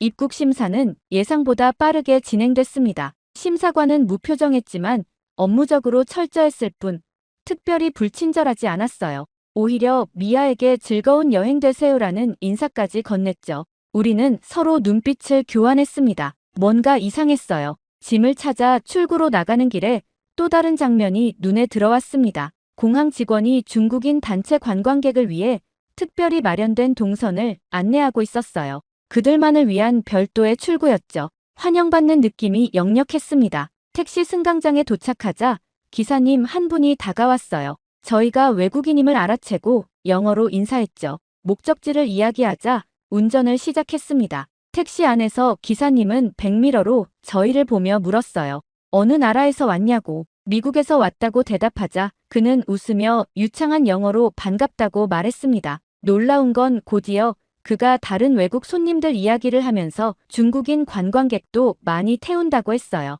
그러면서 자연스럽게 니하오, 환영합니다라고 중국어 인사를 건네는 것까지 보여주었죠. 그는 다양한 나라 손님들과 소통하기 위해 간단한 인사말은 여러 언어로 배웠다고 설명했습니다. 영어, 중국어, 일본어까지 기본적인 인사와 길 안내는 할 수 있다고 자랑했어요. 이런 모습은 니콜라이의 영상에서 절대 볼 수 없었던 장면이었습니다. 서울로 향하는 고속도로에서 미아와 눈을 마주쳤습니다. 그녀도 저와 같은 생각인 듯 했어요. 이곳은 우리가 예상했던 한국이 아니었습니다. 적어도 지금까지는 니콜라이가 묘사한 그 혐오의 나라가 아니었죠. 호텔에 도착해 짐을 풀면서 첫날의 인상을 정리했어요. 물론 공항은 관광객을 맞이하는 창구니까 더 친절할 수 있겠죠. 진짜 한국은 어떨까요? 호텔 창문 너머로 펼쳐진 서울의 밤 풍경을 바라보며 생각했습니다. 내일부터 진짜 취재가 시작될 거예요. 다음 날 아침 저희는 일찍 호텔에서 나와 서울 도심으로 향했습니다. 오늘의 목적지는 명동이었어요. 가이드북에 따르면 이곳은 서울에서 가장 번화한 쇼핑 지역이자 외국인 관광객이 많이 찾는 핫스팟이라고 했죠. 특히 중국인 관광객들에게 인기 있는 장소라고 했습니다. 지하철을 타고 명동역에 도착했어요. 역에서 나오자마자 다양한 언어로 된 안내판이 눈에 들어왔습니다. 한국어, 영어뿐 아니라 중국어와 일본어 안내까지 상세했죠. 이런 모습은 첫인상부터 니콜라이의 주장과 달랐어요. 거리로 나오자 쇼핑객들로 북적이는 풍경이 펼쳐졌습니다. 한국인들 사이로 많은 외국인 관광객들이 섞여 있었어요. 그 중에는 중국인으로 보이는 무리들도 상당히 많았죠. 그들은 자유롭게 쇼핑을 즐기며 거리를 활보하고 있었습니다. 미아와 눈을 마주쳤어요. 우리는 같은 생각을 하고 있었습니다. 진실을 확인하기 위해 작은 실험을 해보기로 했죠. 저는 중국어를 조금 할 수 있었어요. 대학 시절 배운 기초적인 수준이지만 간단한 대화는 가능했습니다. 첫 번째 실험 장소로 큰 화장품 매장을 선택했어요. 입구에 들어서자 직원이 친절하게 맞이했습니다. 저는 일부러 서툰 중국어로 말을 걸었죠. 니하오, 화장품 추천해주세요. 놀랍게도 직원의 표정이 밝아졌어요. 중국어로 응대하기 시작했죠. 제 중국어 실력이 부족해 알아듣기 어렵자 그녀는 영어로 전환했습니다. 그러면서도 계속 미소를 띠고 있었어요. 무엇보다 놀라운 건 그녀가 중국어로 된 제품 설명서를 꺼내 보여준 것이었습니다. 이런 상황은 다른 매장에서도 반복됐어요. 의류점, 신발 가게, 식당까지 어디를 가든 저희가 중국어를 쓰면 직원들은 더 친절하게 대응했습니다. 어떤 곳은 중국어를 하는 직원을 특별히 불러오기도 했고, 다른 곳은 중국어로 된 메뉴판과 할인 쿠폰까지 내밀었어요. 오후가 되자 미아가 의아한 표정으로 물었습니다. 왜 니콜라이의 영상에는 이런 모습이 한 번도 나오지 않았는지 말이죠. 저도 점점 혼란스러워졌어요. 지금까지 경험한 한국은 중국인에게 적대적인 나라가 아니었습니다. 오히려 그 반대였어요.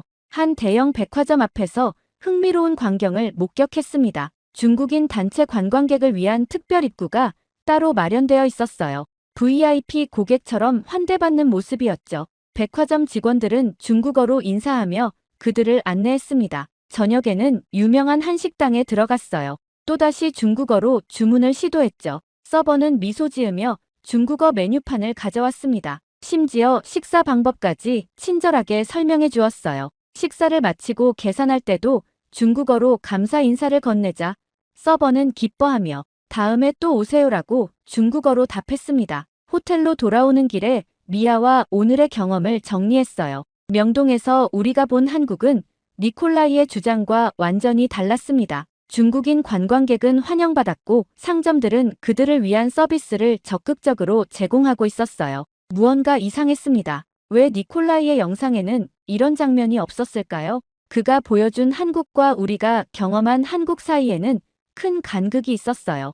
혹시 우리가 뭔가를 잘못 알고 있는 걸까요? 다음 날 저희는 니콜라이의 영상에서 가장 많이 회자된 장소, 바로 그 논란의 식당을 찾아가기로 했어요. 그 영상 속에서는 중국인 관광객이 소리를 지르며 쫓겨나는 장면이 담겨 있었죠. 그 장면은 전 세계적으로 퍼져 한국의 이미지에 큰 타격을 입혔습니다. 호텔 로비에서 영상을 다시 확인했어요. 영상 속 식당의 간판과 위치를 파악한 후 강남 지역으로 향했습니다. 미아는 카메라 장비를 최소화해 가지고 왔어요. 너무 눈에 띄면 상황이 달라질 수 있으니까요. 우리는 평범한 관광객처럼 행동하기로 했습니다. 식당을 찾는 것은 어렵지 않았어요. 꽤 유명한 곳이었죠. 건물 외관은 영상과 동일했습니다. 근처에서 잠시 관찰한 후 점심시간이 시작되자 자연스럽게 입장했어요. 가슴이 두근거렸습니다. 과연 어떤 모습을 보게 될까요? 입구에 들어서자마자 직원이 밝은 미소로 맞이했어요. 영어로 인사하며 테이블로 안내했죠. 일행이 몇 명인지 물었고 메뉴를 건네주었습니다. 별다른 불친절함은 찾아볼 수 없었어요. 오히려 손님들을 배려하는 모습이었죠. 주변을 둘러보니 다양한 외국인 손님들이 있었습니다. 일본인 가족, 서양인 커플, 그리고 몇몇 중국인 단체도 보였어요. 모두 평화롭게 식사를 즐기고 있었죠.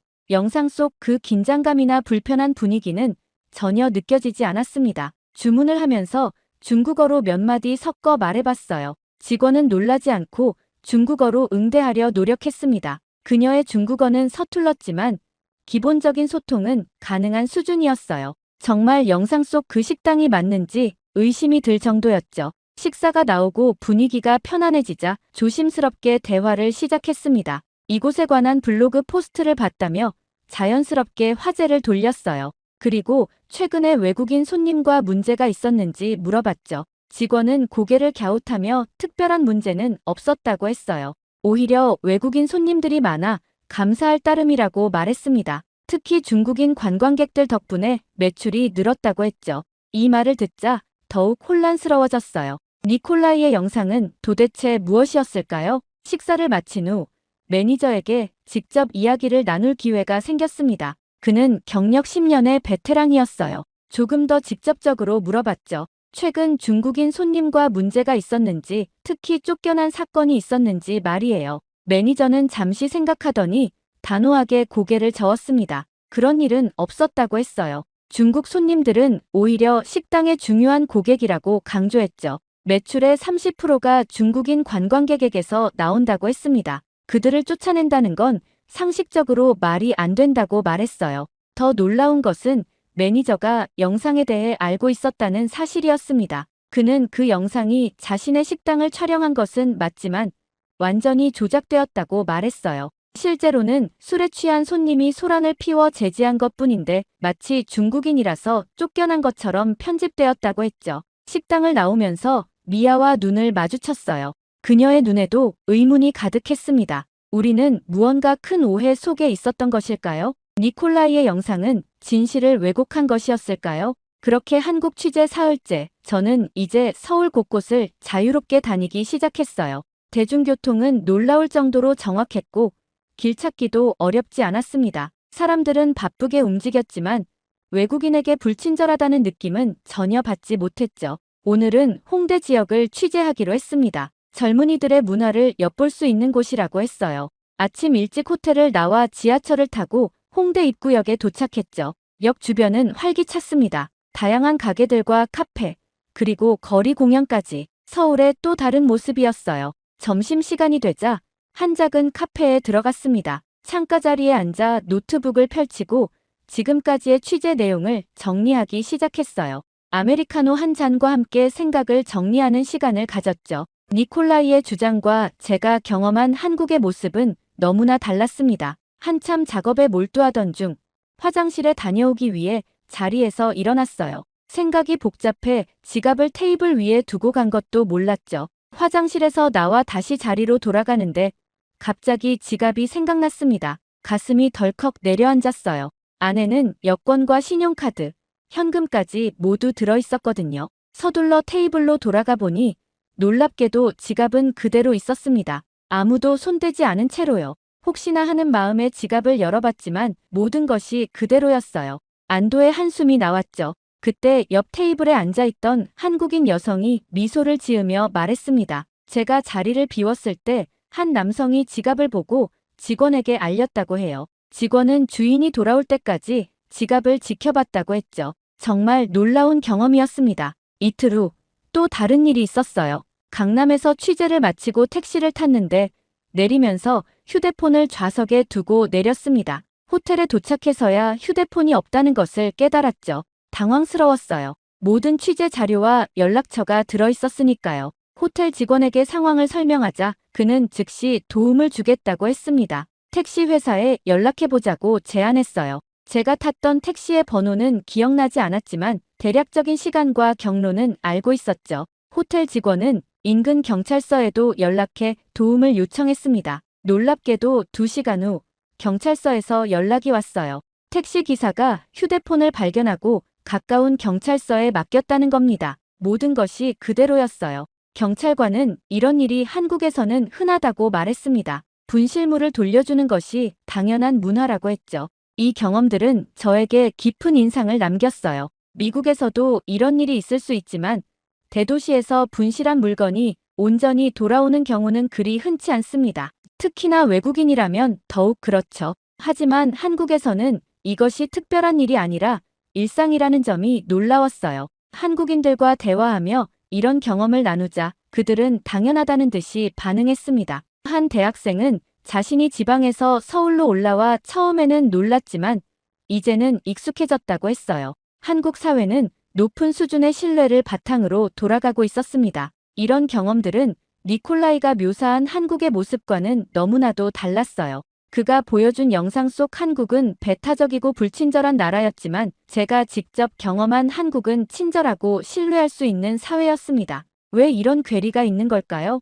드디어 취재 마지막 날, 저는 서울의 한 카페에서 약속을 기다리고 있었어요. 취재 과정에서 만난 한국 대학생 지훈과의 만남이었습니다. 그는 영어를 전공하는 학생으로 우연히 명동에서 길을 묻던 중 알게 되었죠. 지훈이 카페에 들어오며 환하게 웃었어요. 일주일간의 취재 경험을 나누며 한국에 대한 제 생각이 어떻게 변했는지 이야기했습니다. 니콜라이의 영상부터 시작해 직접 경험한 한국의 모습까지 솔직하게 털어놓았죠. 지훈은 진지하게 듣더니 고개를 끄덕였어요. 그는 모든 한국인이 외국인을 싫어하는 것은 아니라고 말했습니다. 일부 사건이 마치 전체인 것처럼 보일 뿐이라고 했죠. 어느 나라에나 좋은 사람과 그렇지 않은 사람이 있다고 덧붙였어요. 그의 말이 제 마음에 깊이 와닿았습니다. 영상, 기사, 편견, 이 모든 것들이 진실의 일부일 뿐이라는 사실을 새삼 깨달았어요. 진실은 한 가지 시각으로 재단될 수 없는 것이었죠.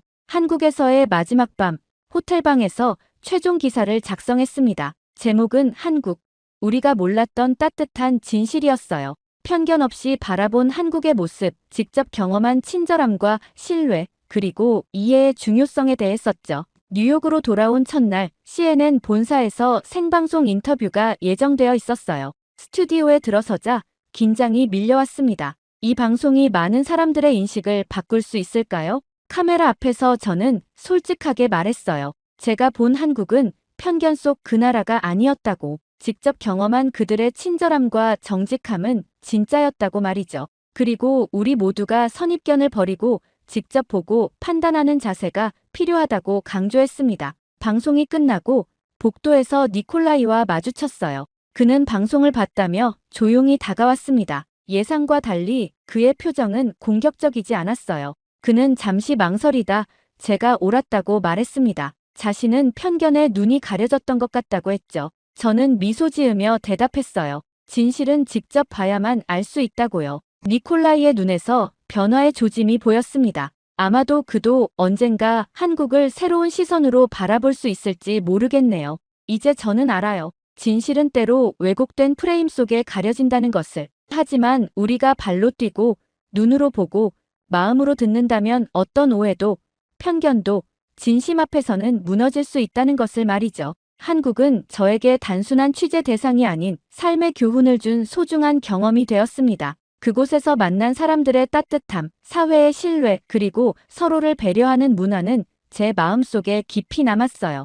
때로는 멀리 떨어진 낯선 곳에서 우리가 잊고 있던 인간의 본질을 다시 발견하는 법이죠. 한국은 저에게 편견 없이 세상을 바라보는 눈과 진실을 찾아내는 용기를 선물했습니다. 이것이야말로 기자로서, 그리고 한 사람으로서 제가 얻은 가장 값진 교훈이 아닐까 싶네요. 정말 충격적인 사건이 발생했습니다. 최근 도쿄의 명문 사립고 학생들이 집단으로 이상행동을 보이며 일본 사회가 발칵 뒤집어졌다고 합니다. 심지어 학부모들의 강한 반발로 인해 학교는 긴급 대책 회의를 소집할 수밖에 없을 정도였다고 하죠. 놀라운 건 이 모든 것이 한국으로의 수학여행 이후 일어났다는 점인데요. 이후 한 교사의 폭탄 발언이 터져나오며 논란은 더욱 커졌다고 합니다.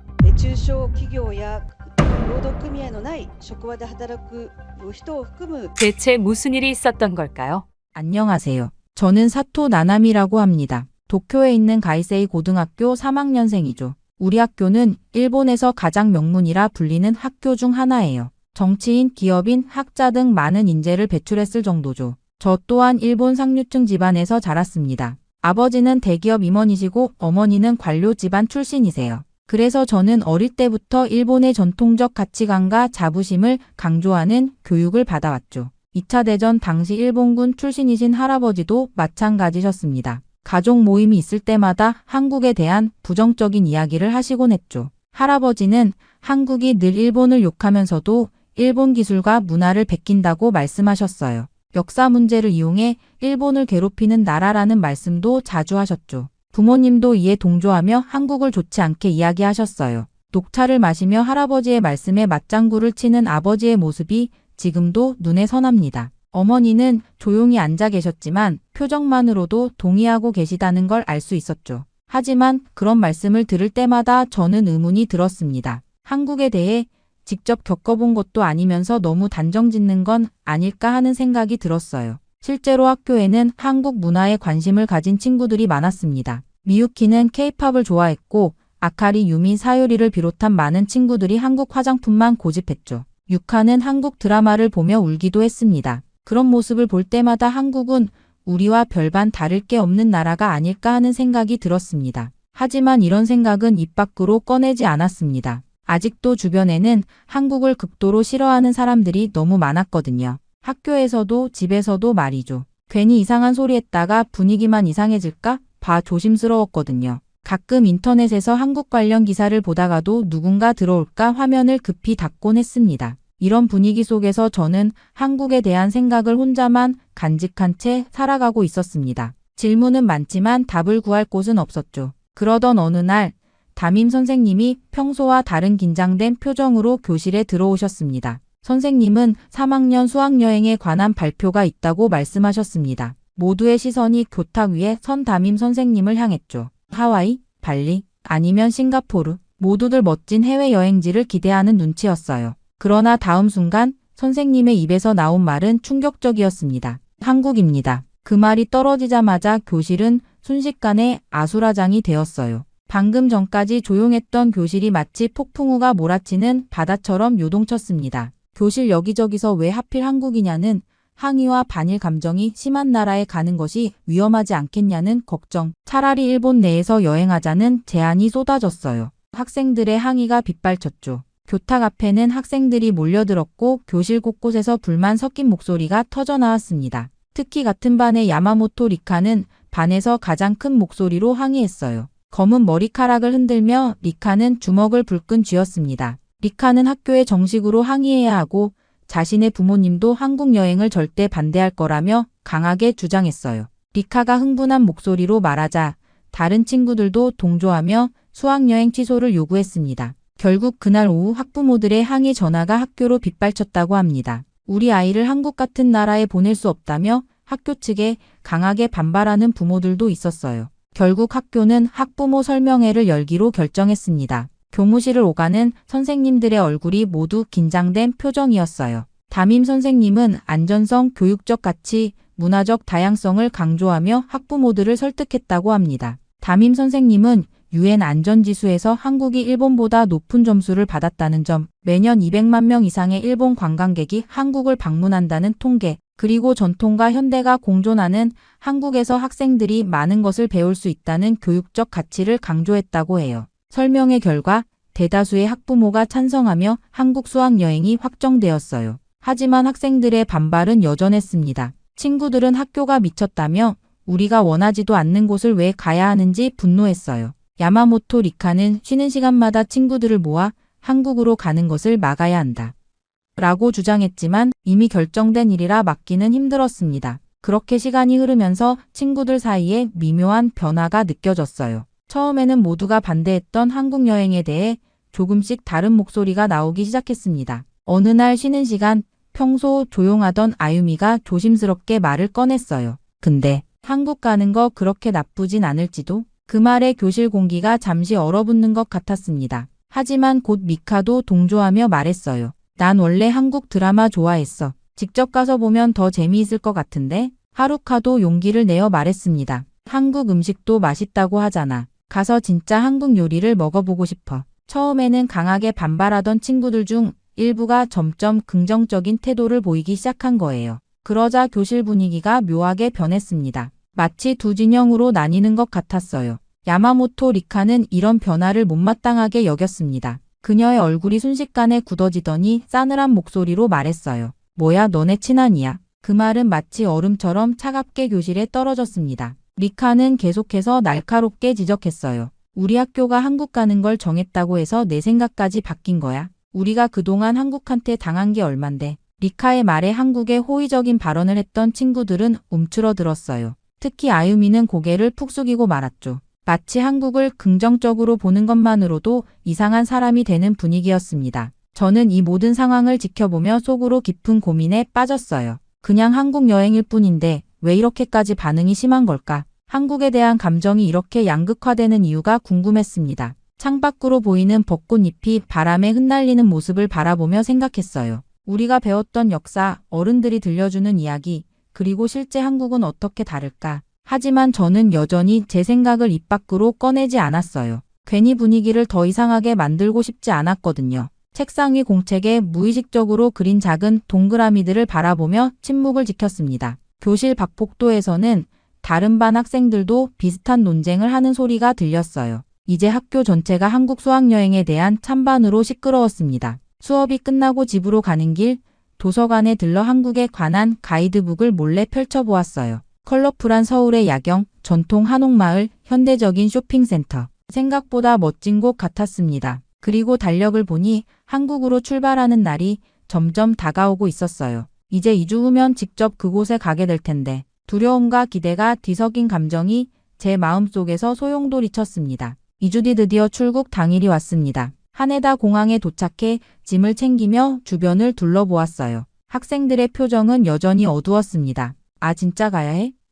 제발 빨리 끝났으면 좋겠다. 제 주변에서는 불평과 한숨이 끊이지 않았어요. 여행 가방을 끌며 모인 학생들 사이에서도 기대보다는 걱정이 더 많아 보였습니다. 부모님들도 마지막까지 걱정이 많으셨어요. 저희 부모님도 공항까지 배웅 나오셨는데 아버지는 계속해서 주의사항을 말씀하셨고 어머니는 제 가방에 비상약을 더 넣어주셨죠. 특히 야마모토 리카의 부모님은 리카를 붙잡고 조심하라며 거듭 강조하는 모습이 눈에 띄었어요. 리카의 아버지는 마치 딸을 전쟁터에 보내는 것처럼 긴장한 표정이었습니다. 다른 학부모들도 비슷했어요. 만약 문제가 생기면 즉시 연락하라는 말이 여기저기서 들렸죠. 마치 우리가 무슨 위험한 지역으로 가는 것처럼 말이에요. 그렇게 비행기가 인천국제공항에 착륙하자 학생들은 여전히 긴장한 표정이었어요. 저도 긴장된 마음으로 비행기에서 내렸습니다. 과연 한국은 어떤 곳일까? 정말 우리를 싫어할까? 그런데 입국장을 지나며 학생들의 표정이 미묘하게 바뀌기 시작했어요. 제 귀에 여기저기서 작은 감탄사가 들려왔습니다. 공항이 엄청 크잖아. 미유키가 입을 다물지 못하고 주변을 둘러보며 말했어요. 정말이지 인천국제공항은 상상했던 것보다 훨씬 크고 현대적이었습니다. 높은 천장과 넓은 공간, 깔끔한 디자인이 인상적이었어요. 와이파이가 일본보다 빠른데? 다른 친구가 스마트폰을 보며 놀란 목소리로 말했습니다. 저도 폰을 확인해 보니 정말 인터넷 속도가 빨랐어요. 공항 곳곳에 무료 와이파이 존이 있었고 연결도 쉽게 되었습니다. 가장 놀라웠던 건 스마트 안내 로봇이었어요. 로봇이 우리에게 다가와 일본어로 인사를 했을 때 모두가 놀란 표정을 지었습니다. 스마트 안내 로봇이 일본어로 말해주네? 하루카가 로봇 앞에서 서서 호기심 어린 눈으로 바라봤어요. 로봇은 친절하게 출구 방향과 환전소 위치를 알려주었습니다. 일본어로요. 자동 입국 심사 시스템을 이용할 때는 더 놀라웠어요. 일본보다 훨씬 빠르게 진행되는 시스템에 몇몇 학생들은 눈이 동그래졌습니다. 솔직히 일본보다 기술이 앞서 있는 부분도 있는 것 같은데? 누군가가 조심스럽게 말했어요. 그 말을 들은 야마모토 리카가 즉시 인상을 찌푸렸습니다. 우리가 일본보다 뒤처졌다고? 웃기지 마. 리카의 말은 날카로웠지만 그녀의 눈빛에도 약간의 당혹감이 보였어요. 아마 리카도 예상하지 못했던 모습을 본 것 같았습니다. 저는 이미 뭔가 예상과 다른 느낌을 받고 있었어요. 지금까지 들어왔던 한국에 대한 이야기들과 실제 보는 모습이 달랐거든요. 고등학교 3년 동안 배운 것, 그리고 부모님과 할아버지로부터 들은 이야기들과는 전혀 다른 한국의 모습이 제 앞에 펼쳐지고 있었습니다. 그렇게 우리는 입국장을 빠져나와 관광버스를 타고 서울로 향했습니다. 창문 너머로 보이는 한국의 모습은 생각보다 일본과 비슷했어요. 높은 빌딩들, 번화한 거리, 그리고 분주히 오가는 사람들. 하지만 간판의 글씨와 도로 표지판이 다른 것이 낯설게 느껴졌습니다. 서울에 도착한 후 우리는 첫 번째 일정으로 인사동과 북촌한 옥마을을 방문했어요. 인사동 거리에 들어서자 전통과 현대가 공존하는 독특한 분위기가 느껴졌습니다. 좁은 골목길을 따라 전통 공예품 가게와 현대 갤러리가 나란히 있었어요. 이거 생각보다 재밌는데? 미카가 작은 목소리로 말했습니다. 주변에 있던 다른 친구들도 고개를 끄덕였어요. 처음에는 무표정하던 얼굴에 조금씩 미소가 번지기 시작했습니다. 북촌한 옥마을에 도착했을 때는 더 많은 감탄사가 터져 나왔어요. 전통적인 분위기가 살아있네. 일본 교토랑 비슷하기도 하고. 하루카가 말했습니다. 완만한 언덕길을 따라 늘어선 한옥들은 정갈하고 우아했어요. 저는 경사진 골목길을 오르며 푸른기와 지붕과 흰벽이 만들어내는 조화로운 풍경을 바라봤습니다. 우리가 배웠던 한국의 모습과는 달랐어요. 골목 중간에 있는 작은 도자기 가게로 들어갔습니다. 하얀 도자기에 푸른빛 그림이 그려진 작품들이 전시되어 있었어요. 가게 안으로 들어서자 놀라운 일이 벌어졌습니다. 어서 오세요. 천천히 구경하세요. 가게 주인이 유창한 일본어로 우리를 맞이했어요. 학생들은 모두 놀란 표정을 지었습니다. 누군가가 조심스럽게 물었죠. 사장님, 일본어를 잘하시네요. 사장님은 밝은 미소로 대답했습니다. 예전에 일본에서 몇 년 살았어요. 일본 손님들도 많이 오시거든요. 리카는 믿기 어렵다는 표정을 지었어요. 그녀는 가게 구석에 서서 팔짱을 끼고 있었습니다. 하지만 저는 조금씩 한국인들이 일본인을 싫어할 거라는 인식이 흔들리기 시작했어요. 가게 주인은 친절하게 도자기에 대해 설명해 주셨습니다. 청아백자의 역사와 제작 과정을 일본어로 상세히 알려주셨어요. 그리고 우리가 떠날 때는 작은 도자기 열쇠고리를 선물로 주셨습니다. 저녁 식사는 한식당에서 했어요. 식당에 들어서자 또 다른 충격이 기다리고 있었습니다. 테이블에는 일본어로 된 메뉴판이 놓여 있었고 직원들은 친절하게 일본어로 응대해 주었어요. 불고기와 비빔밥, 김치찌개 등을 주문했습니다. 처음 먹어보는 한국 음식의 맛에 친구들도 점점 표정이 밝아졌어요. 심지어 리카도 불고기를 맛있게 먹고 있었습니다. 식사를 마칠 때쯤 식당 주인이 다가와 일본어로 물었어요. 맛있게 드셨나요? 주인의 미소 띤 얼굴을 보며 저도 모르게 미소가 지어졌습니다. 호텔로 돌아가는 버스 안에서 유미가 작은 목소리로 말했어요.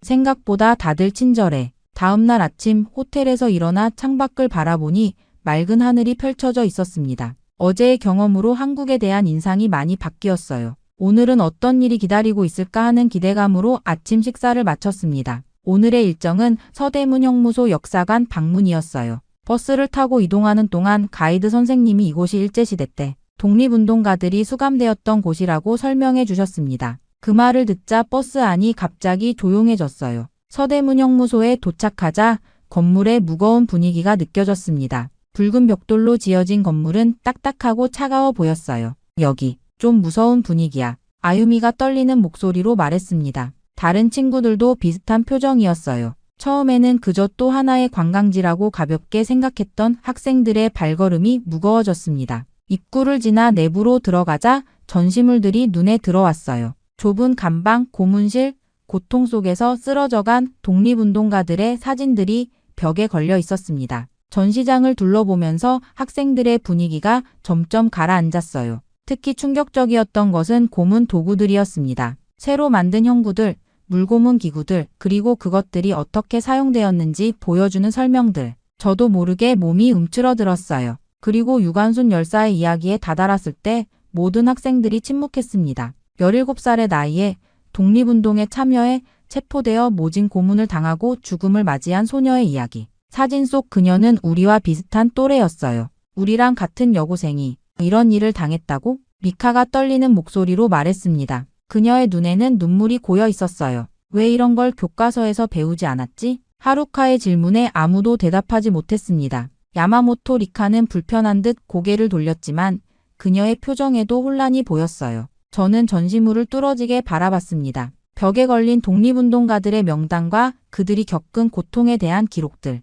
일본이 조선을 강제로 점령한 후 벌어진 일들에 대한 설명들. 이곳에서 본 것들은 제가 알고 있던 역사와 너무 달랐어요. 학교에서 배운 내용은 이렇게 구체적이지 않았습니다. 일본의 식민지배가 조선의 근대화를 도왔다는 식으로 가르쳤던 것과는 완전히 다른 이야기였어요. 그동안 제가 배웠던 역사가 이렇게 한쪽으로 치우쳐 있었다니. 서대문 형무소를 나와 버스에 오르며 깊은 생각에 잠겼습니다. 머릿속은 방금 본 역사적 사실들로 가득 차 있었어요. 이제 우리는 독립운동가 후손과의 대화 시간을 갖기 위해 다음 장소로 이동했습니다. 조용한 회의실에 들어서자 중년의 남성이 우리를 맞이했어요. 그분은 독립운동가의 손자인 김준호 선생님이셨습니다. 김 선생님은 부드러운 미소로 우리를 반겨주셨지만 그 눈빛은 묵직한 역사의 무게를 담고 있는 듯했어요. 김 선생님은 우리와 함께 진실된 역사에 대해 이야기하고 싶다고 말씀하셨습니다. 그리고 천천히 서류 가방을 열어 노란 서류 뭉치를 꺼내셨어요. 일본 헌병대가 직접 작성한 신문 기록이라고 설명하셨습니다. 그가 내민 자료에는 고문 과정이 상세히 기록된 일본군 문서가 있었어요. 일본어로 씌어진 공문서들은 분명 일본 관리들이 작성한 것이었습니다. 그리고 당시 일본 신문 기사도 있었어요. 김 선생님은 일본 정부도 이런 기록을 남겼는데 일본 교과서에는 없다고 지적하셨습니다. 그 말씀에 교실은 완전히 침묵에 빠졌어요. 학생들은 충격을 받았고 심지어 항상 강경한 태도를 보이던 야마모토 리카조차 아무 말이 없었습니다. 리카의 얼굴은 창백했고 손은 미세하게 떨리고 있었어요. 저는 자료를 하나하나 살펴보았습니다. 분명 일본 정부의 공식 문서였어요. 우리 글자, 우리 도장, 우리 관리들의 서명. 이런 기록이 있는데 왜 우리는 이것을 배우지 못했을까 하는 의문이 들었습니다. 저는 조심스럽게 왜 일본에서는 이런 사실을 가르치지 않는지 질문했어요. 김 선생님은 깊은 한숨을 내쉬며 역사는 승자가 기록하지만 진실은 결국 드러나게 되어 있다고 답하셨습니다. 그날 오후 우리는 일본 대사관 앞에 있는 소녀상을 방문했어요. 소녀상은 생각보다 작았지만 그 존재감은 강렬했습니다. 평화롭게 앉아있는 소녀의 모습이 어쩐지 마음을 아프게 했어요. 그런데 그곳에서 우리는 뜻밖의 장면을 목격했습니다. 한 일본인 유학생이 소녀상 앞에서 무릎을 꿇고 기도하고 있었어요. 그의 어깨는 흐느낌으로 가늘게 떨리고 있었습니다. 학생들은 놀라서 서로를 쳐다봤어요. 누군가가 일본 사람도 이런 행동을 한다는 사실에 놀라움을 작은 목소리로 표현했습니다. 그 장면은 우리 모두에게 깊은 인상을 남겼어요. 일본인도 이런 아픈 역사를 알고 반성하는 사람이 있다는 사실이 새로운 충격으로 다가왔습니다. 우리는 조용히 소녀상 주변을 걸었어요. 리카는 멀리 떨어져 혼자 서 있었지만 그녀의 표정도 예전과는 달랐습니다. 혼란스러움과 슬픔이 뒤섞인 것 같았어요. 저는 가방에서 작은 메모지를 꺼냈습니다. 잠시 생각한 후 연필로 천천히 글을 썼어요.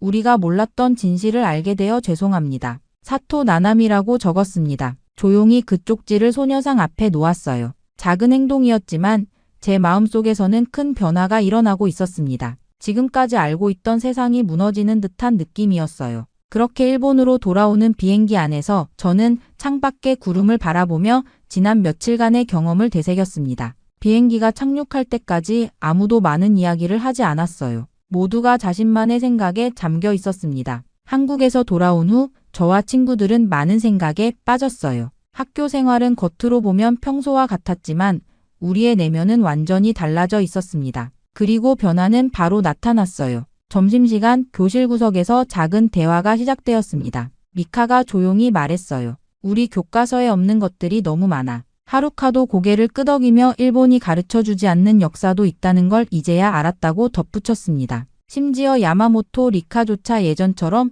무조건적인 반한 감정을 드러내지 않았어요. 그녀는 조용히 자리에 앉아 창밖을 바라보곤 했습니다. 저는 수업 시간에도 집중하기 어려웠어요. 머릿속에서는 계속해서 한국에서 본 장면들이 떠올랐습니다. 서대문 형무소의 좁은 감방, 유관순 열사의 사진, 소녀상 앞에서 기도하던 일본인 유학생의 모습. 일주일 후 역사 수업 중에 저는 마침내 용기를 내어 교사에게 질문했습니다. 선생님, 한국에서 본 자료들에는 일본군이 직접 남긴 기록도 있었습니다. 그런데 왜 우리 교과서에는 그런 내용이 없는 거죠? 교실은 순간 정적에 휩싸였어요. 교사의 얼굴이 굳었고 그는 잠시 침묵했습니다. 마침내 그가 말했어요. 교과서는 문부과학성의 지침에 따라 만들어집니다. 수업 후에 따로 이야기합시다. 하지만 수업 후 이야기는 없었어요. 대신 다음 날 학교 측에서 저를 불러 경고를 주었습니다. 교장 선생님은 불필요한 갈등을 만들지 말라고 주의를 주셨어요. 그러나 저는 멈추지 않았습니다. 오히려 이런 반응이 제가 본 것들이 진실이라는 증거처럼 느껴졌어요. 저는 한국에서의 경험을 기록한 수학여행 일기를 친구들과 함께 만들기 시작했습니다. 처음에는 몇 명뿐이었지만 점점 더 많은 친구들이 동참했어요. 우리는 자료를 모으고 사진을 정리하고 우리의 생각과 한국에서의 경험을 상세히 기록했습니다. 야마모토 리카가 참여했을 때는 모두가 놀랐어요. 가장 강경한 반한 감정을 보이던 그녀가 이제는 조용히 한국어 공부를 시작했습니다. 물론 그녀는 아직도 많은 면에서 혼란스러워했지만 변화는 분명했어요. 저 역시 진로를 바꾸기로 결심했습니다. 원래는 경제학을 전공하려 했지만 이제는 한국사를 공부하기로 했어요. 그동안 왜곡되거나 가려진 진실을 찾아내고 싶었습니다. 우리의 활동은 점점 학교 전체로 퍼져나갔어요. 다른 반 학생들도 궁금해하며 우리의 일기를 읽기 시작했습니다. 물론 반발도 있었어요. 일부 학생들과 교사들은 우리가 반일적이라고 비난했지만 우린 그저 진실을 알리고 있을 뿐이었습니다. 어느 날 방과 후 친구들과 모여 앞으로의 계획을 이야기하던 중에 제가 말했어요. 이건 끝이 아니라 시작이야. 모두가 고개를 끄덕였습니다. 우리는 각자의 위치에서 일본과 한국의 역사를 진실 그대로 알리는 역할을 하기로 결심했어요. 그것이 우리가 한국에서 배운 가장 중요한 교훈이었습니다. 창밖으로 지는 해를 바라보며 저는 이번 여행이 제 인생의 방향을 완전히 바꿔놓았다는 것을 깨달았어요. 때로는 불편한 진실이라도 그것을 직면하고 받아들이는 것이 진정한 성장의 시작이라는 것을 말이죠. 이번 한국 수학여행을 통해 저는 진실을 알게 되었습니다. 우리가 배웠던 역사는 한쪽 면만 보여주었던 거였어요. 진정한 역사는 승자와 패자, 가해자와 피해자 모두의 목소리를 듣고 이해할 때 비로소 완성된다는 것을 깨달았습니다. 한국은 단순한 이웃나라가 아니라 우리가 마주해야 할 거울이었어요. 그 거울 속에서 우리는 부끄러운 과거도 희망찬 미래의 가능성도 함께 볼 수 있었습니다. 처음에는 두려움과 편견으로 시작했던 여행이 이렇게 큰 깨달음을 주리라고는 상상도 못했어요. 이제 저는 알게 되었습니다. 진정한 화해와 이해는 진실에서 시작된다는 것을, 그리고 그 진실을 찾아가는 여정이 제 인생의 새로운 시작이 되었습니다.